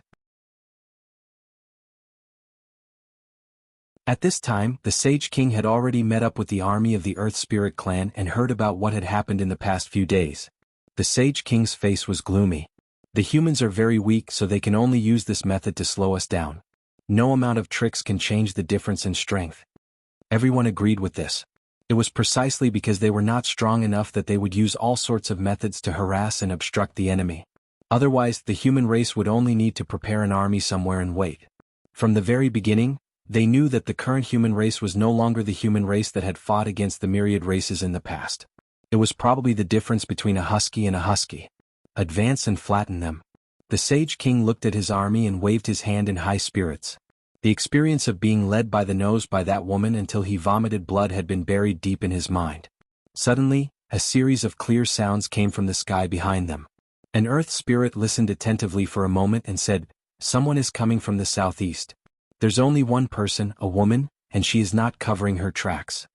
The Sage King's expression changed a few times, and the red figure appeared in front of him again. "Draw the surrounding situation," the Sage King ordered. After the others drew a map of the surrounding situation, he drew a few lines on it and said, "Left General, bring 5 experts and go around this side. Right General, bring 5 experts and go around this side from the back of the mountain. I will hold her back. I will give you half an hour. This time you must not let her escape." After instructing the 2 of them to leave, the Sage King sat on the disaster beast and turned from the side to the back, preparing to hold the Empress back. After a while, the Sage King, who was looking down from above, saw the Empress in red standing at the top of the tree. He roared, "Woman, you alone cannot hold us back. We will kill all the way to the territory of the human race and kill all of you." At this time, the Empress was carrying a blue backpack on her back and a metal box in one hand. She stood on the top of the tree as if there was no gravity under her feet. Go ahead." The Empress sneered and looked at the Sage King as if she was looking at an idiot. If it weren't for the fact that she wanted to buy time, if it weren't for the fear of the strong foreign races, she would have thrown a nuclear bomb at the Earth Spirit race and buried them in the 60,000 mountains. Look, even the nuclear bomb's quantifier is a tractor. The Sage King was angered by the Empress's gaze and roared, "Although you are a little strong, that is all. The strong people of my race are 100 times stronger than you, and the Black God is an existence that you can't even imagine. You have no idea what kind of enemy you have provoked. You talk too much nonsense. Just fight." The Empress twirled her hair with one hand, completely disregarding the Sage King. In terms of strength, the Sage King wasn't weak and he had an immortal body. However, in terms of fighting ability, the Earth Spirit race was basically equal to the Husky, who had the same strength as the Earth Spirit. Even though there were countless roaring beasts behind the Sage King, as well as the Earth Spirit race with angry faces and weapons. In the eyes of the Empress, these beasts were much more threatening than the Earth Spirit race itself. "Don't even think of escaping this time." Seeing that the Empress was almost ignoring him, the Sage King couldn't hold back his anger anymore and instantly jumped out from the head of the giant disaster beast. He raised his hands as if he was holding something. Then he flipped down. There was a loud explosion in the sky. A hideous greenish-black arm stretched out from the void, wiping out a part of the forest below. However, before that happened, the Empress's figure flashed and appeared 1,000 meters away. "It's that thing again." The Empress glanced at the greenish-black arm and threw the metal box in her hand over without hesitation. Originally, she was going to give the Earth Spirit Army a big gift, but she changed her mind. Then she retreated. As for the Sage King, when he saw the metal box thrown by the Empress and her retreating action, everything that had happened at the Wall of the Two Worlds appeared in front of him again. After hesitating for a second whether to catch the box and throw it far away or retreat, he saw the cold smile on the Empress's face and immediately roared, "Retreat, all of you, retreat." Even though he wouldn't die, he really didn't want to experience those days of festering all over his body again. In 10 seconds, the Empress's figure was like a red lightning bolt in the sky, retreating tens of thousands of meters. During this time, she still had the energy to take out a pair of sunglasses from her bag and put them on. Seeing that the greenish-black arm slowly retreating after flattening a part of the forest, the Empress pressed the button without hesitation. Boom! Another sun rose in the sky. This time the yield was even greater than the one at the Wall of the Two Worlds. The loud explosion and impact filled everyone's eardrums. When the Empress was thrown away by the airflow, she vaguely heard an angry growl coming from the explosion. "Stay here." A few figures leaped into the sky from the forest and attacked the Empress's back. Oomph. The Empress was a little dissatisfied that her perception of the condition of her arm was affected. She snorted, and purplish-red lines instantly covered her whole body. A shadow appeared behind the Empress. "Get lost." The shadow smashed down at a faster speed than when it came. The Empress was also hit and bounced into the sky. A few other figures followed. The eyes of these Earth Spirit experts were red and they bared their fangs. However, before they could catch up with her, the Empress took a step in the air, paused for a moment and dashed in another direction. She glanced back from the sky and saw a huge mushroom cloud blocking her vision. She didn't know how much damage that arm would suffer.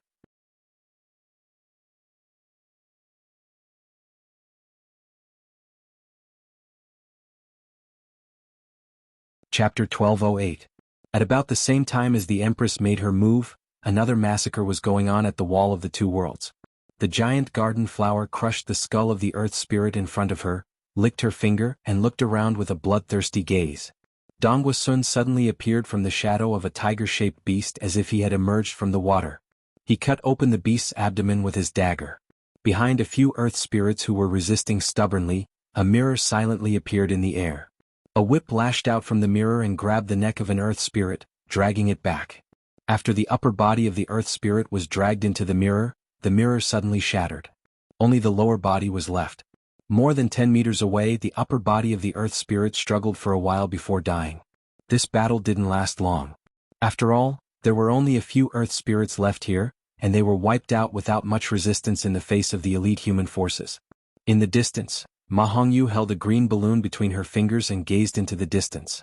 Inside the balloon was a ferocious bird with sharp beak that was darting left and right. This was a messenger bird sent by the Earth Spirit. "Pack up." Li Fu looked into the distance. "According to the previous arrangement, some of you will follow me back to fight the Earth Spirit. The others will return to where they were before and focus on training without caring about anything else. Next time it's up to you." Ma Hongyu bowed to Li Fu. "Be careful. It doesn't matter if my old bones are buried in front of the army." Li Fu smiled. "However, it should be fine this time. After all, the rear has made a lot of preparations and these Earth Spirits aren't very strong. Even so, swords are blind," Ma Hongyu said in a deep voice. "It's not up to us." Li Fu shook his head. "So what if they knew that swords were blind? Some things had to be done by someone. It had nothing to do with whether they wanted to do it or not. It had to be done." At this time, Renbaqian had arrived at the only city in the 60,000 mountains, Anchuan City. Even though it was still very far from Qinggu, Anchuan City was already filled with killing intent. The entire army of the Protectorate of the South had withdrawn to train every day, and the battle cries were deafening. In the Protectorate of Anchuan City, Renbaqian sat in the seat of honor and looked down at the people below in silence. After a while, a tall man stood up and said, "Your Highness, I am willing to go." "Forget it, your unit can't take a beating. I'm afraid you'll be beaten up in 2 or 3 times. It's better for my unit to go." Another big man sneered. "How about we have a match now? Let's compete then. Who's afraid of who?" "Alright, stop arguing." Shiwanya's face darkened as he suppressed the two of them. Renbaqian looked at the people below and sighed in his heart without saying a word. But the merciful did not command an army. If no one took the initiative to charge to their deaths, the entire Protectorate of the South would be buried. Those who didn't know better would think that they were fighting for something good, but who would think that they were fighting for their lives? That's right, this was a suicide mission. To be more accurate, it was a suicide mission. There was no doubt that he would die. There was no chance of survival. "What does your Highness have to say?" Shiwanya turned to look at Renbaqian. "Generals." Lord Lu rose and cupped his fists in greeting. "Some things need to be done. Your Highness, we naturally understand this. We were born and raised here. If those foreign races want to contaminate this place, we have to be the first to step forward and risk our lives. It's not a pity if we die. If we die in this mountain, we will definitely enter the ancestral hall in the future and protect the tribe," the big man who requested from the start said. "You're right." The others laughed along, but it wasn't an impassioned and stirring one. Instead, it was an indifferent look at life and death. However, the more it was like this, the more Renbaqian felt that it was a pity. Suppressing the unbearable feeling in his heart, Rinpoche calmed his emotions, raised his head and smiled. You sound like you're educated. When I was guarding Longsho City, I often listened to them talking about books. Furthermore, I was thinking that this story of mine might be passed down in the village. Hundreds or thousands of years later, I'll also be a hero in the village. When the time comes, the future generations will say that ancestor Wu Dian, when faced with the foreign races, only left behind a sentence like, "Oh my gosh, there are so many of them." Isn't this embarrassing? Can't I think of something nice to say? Everyone burst into laughter. As Rinpoche laughed, he felt a little sour in his heart. These aboriginals usually stirred up trouble and were barbaric and rude. However, when it came to critical moments, they were straightforward and adorable. They laughed at life and death without any hesitation. If possible, he really wanted to send the Great Xia people to the front line. Unfortunately, this was impossible. It can be passed down. Not only in the village, but it will also be passed down in books. In the future, your descendants will have books to read, meat to eat, and literacy. Thank you, Your Highness. Rinpoche shook his head. This is what Dayo should give you. Returning to his seat, Rinpoche said in a deep voice, Captain Wu Dian, Captain He Ling, immediately lead the troops to Jiato Stream to prepare for the foreign race's attack. Yes, sir. Xing Qian, lead the troops to transport the explosives to Jiato Stream. After planting the explosives, meet up with the engineering team that retreated from the front line and retreat to Mount Juping. Yes, sir. After Rinpoche made the arrangements, everyone obeyed and left. How many villages are there under our control? How many people? Rinpoche asked after everyone left. There are still tens of thousands of villages with 8 million people. Shiwanya spread out the map and drew a circle with his finger. Most of the villages were within this range. Do you want them to evacuate? Rinpoche shook his head. With so many people, it would be difficult to settle them down in a short period of time.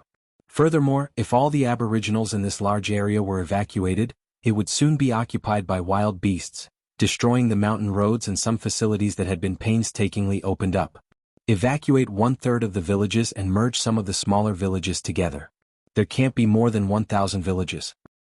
Such a village is too big. If we want to hunt enough to feed the people in the village, we need to double the area of activity. Doubling the area of activity would consume more time and food, reduce the amount of food brought back at one time, increase the number of hunts and face more dangers. In addition, the most troublesome thing was that the distance of the journey was too far. By the time the prey was transported back, it would already be rotten and smelly. 10,000 villages are too many. Even if we reduce the number by 1/3, there will still be too many left. After this victory, the 60,000 mountains will become a battlefield, and too many villages won't be conducive to mobilization. Furthermore, there are too few people in each village, which isn't conducive to the development of local industries. You can make the arrangements for merging the villages first. After this battle, you can transfer a batch of spider beasts to them. At the same time, you will transfer agricultural talents to teach them how to cultivate terraced fields and grow food. This will reduce their food pressure. In addition, open up the sea route from Wangjing to the 60,000 mountains, and then transport salt by air. This will reduce the price of salt to a certain level, and they can marinate and roast their prey into jerky. Finally, the 60,000 mountains are rich in resources, but they aren't being used at all. I plan to develop some industries nearby and build several large cities. This will reduce the transportation of supplies from the rear to the front, and the empty transportation route can also transport some food. Rinpoche briefly explained the matter to Shiwanya, even though he knew that Shiwanya wouldn't understand. However, he wanted to tell him that he already had a complete set of arrangements. Shiwanya was relieved after hearing this and immediately accepted the order. That evening, Anchuan City began to move. Early the next morning, groups of soldiers filed out of Anchuan City and headed south. Soon after, groups of spider beasts and forkhorn cows carried goods and headed south under the escort of the army. Even some of the aboriginals in the city felt that a storm was brewing.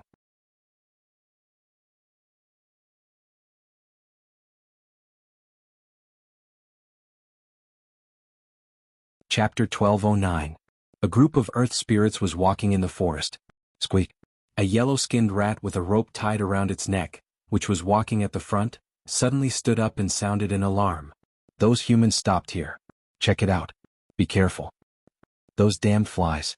They are so weak that we can kill them with one slap, but we can't catch them, another Earth spirit complained. Over the past 2 months, they had been constantly harassed by the human race. Mainly they found things that could explode underground or on the cliffs.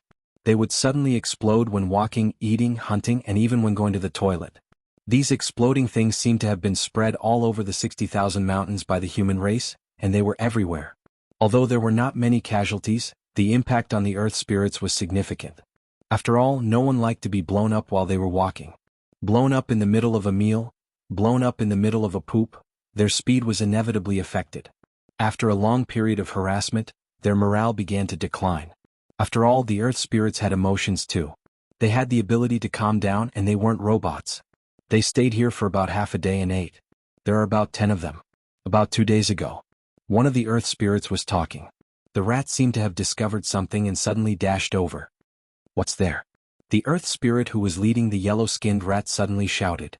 When he followed the mouse to its destination, he turned over the grass and saw a malicious face carved on a stone. "Oh no!" Boom.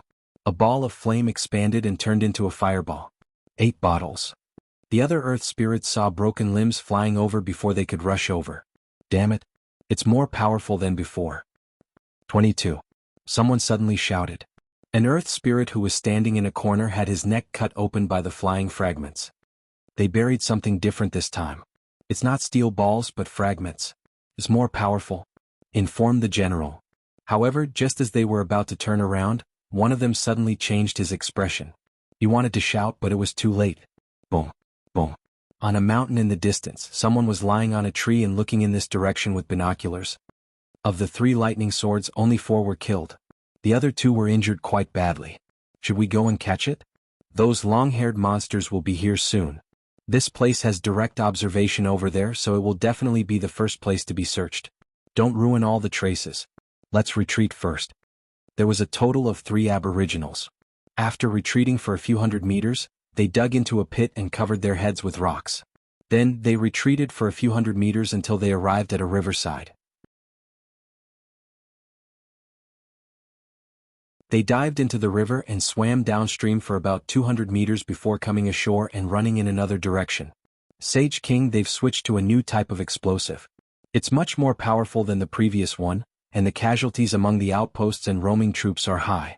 We can't let them continue like this. What do you think? Those humans definitely can't carry too many explosives. They must have a lot of bases to resupply. As long as we send 2 elites to search for the human base, we can also find opportunities to attack the human base. That way they won't have any spare energy to harass us. There's another advantage to doing this. Our main force will attract their attention, and the elite teams that are separated from the main force will have a greater chance of finding them. The human race is very weak. Except for a few individuals, most of them are weak. As long as we find them, we can eliminate them. Even if we encounter that human woman, we can retreat. Yes, I have the same idea. However, we haven't decided who to send yet. I'm willing to do it. Sage King Xian thought for a moment and said, "Get the broker here." That night, 2 teams of about 12 people left the main force and disappeared into the darkness. Did they split their forces into 2 teams? Ren Baqin received the news shortly after. According to the comparison, these 2 teams should be experts, and it's likely that all of them are at least longevity heaven. As for their specific identities, we should be able to find out tomorrow by comparing their appearance and attire. Your Majesty guessed correctly. Ren Baqin smiled. It's good that they are experts. It's not easy to deal with these Earth Spirit experts when they gather together. Now that they have split up, we can eliminate them separately and reduce the pressure when we confront them later. For other races, large armies were the biggest threat. However, it was the opposite for the human race. It was the easiest for them to eliminate ordinary foreign races. On the contrary, the threat of these foreign race experts was much greater than that of the foreign race army. Even if they could kill one more, it would reduce the pressure. Pay attention to their whereabouts and get everyone to hide, Ren Baqin ordered. I'll inform Her Majesty tomorrow morning. Her Majesty already knows. Oh? Who informed her?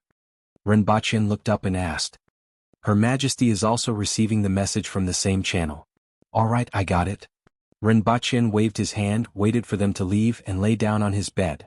The next morning, when Ren Baqin contacted the Empress, he learned that she was ready to hunt these 2 teams.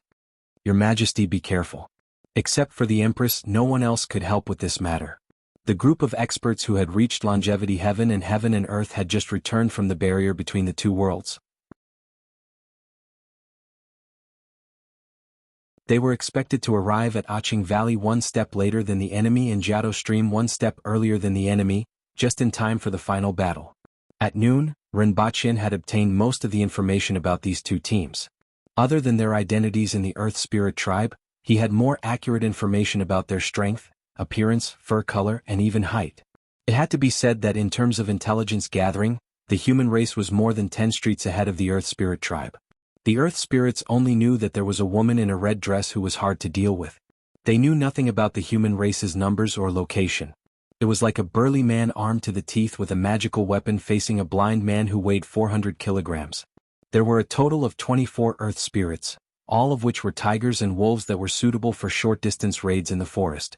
Among them, the two leading Earth Spirits were second only to the Sage King and were at the advanced level of longevity heaven. In addition, 4 Earth Spirits were at the intermediate level of longevity heaven, and the remaining 18 were at the beginner level of longevity heaven. Rinpochen quickly informed the Empress. Got it? The Empress hung up after receiving the message. She estimated the distance between them and estimated that it would take about half a day to travel at full speed. However, an hour later, the Empress received bad news that the target team had left the surveillance range. Now, the surveillance range was only the route of the Earth Spirit tribe. If the other party moved too horizontally, they would be out of sight. The Empress had no choice but to stay where she was until nightfall. Just as she was about to find trouble with the other team impatiently, she suddenly heard a short and mournful roar from not far away. Immediately, the Empress became alert, hid herself, and put on the energy-detecting glasses. After about 30 minutes, she saw a few huge white spots in her field of vision. The Empress revealed her canine teeth with a tinge of excitement on her face. It was really like breaking into hell. You're tuning in to the Han Li's Wuxia Chronicles YouTube channel. We're so grateful for your support, and don't forget to subscribe to join us on this incredible journey through captivating stories. Your generosity through donations truly makes a world of difference, as it's the primary source of revenue that allows me to expand and enhance this channel for you. Thank you from the bottom of my heart for being a part of this adventure.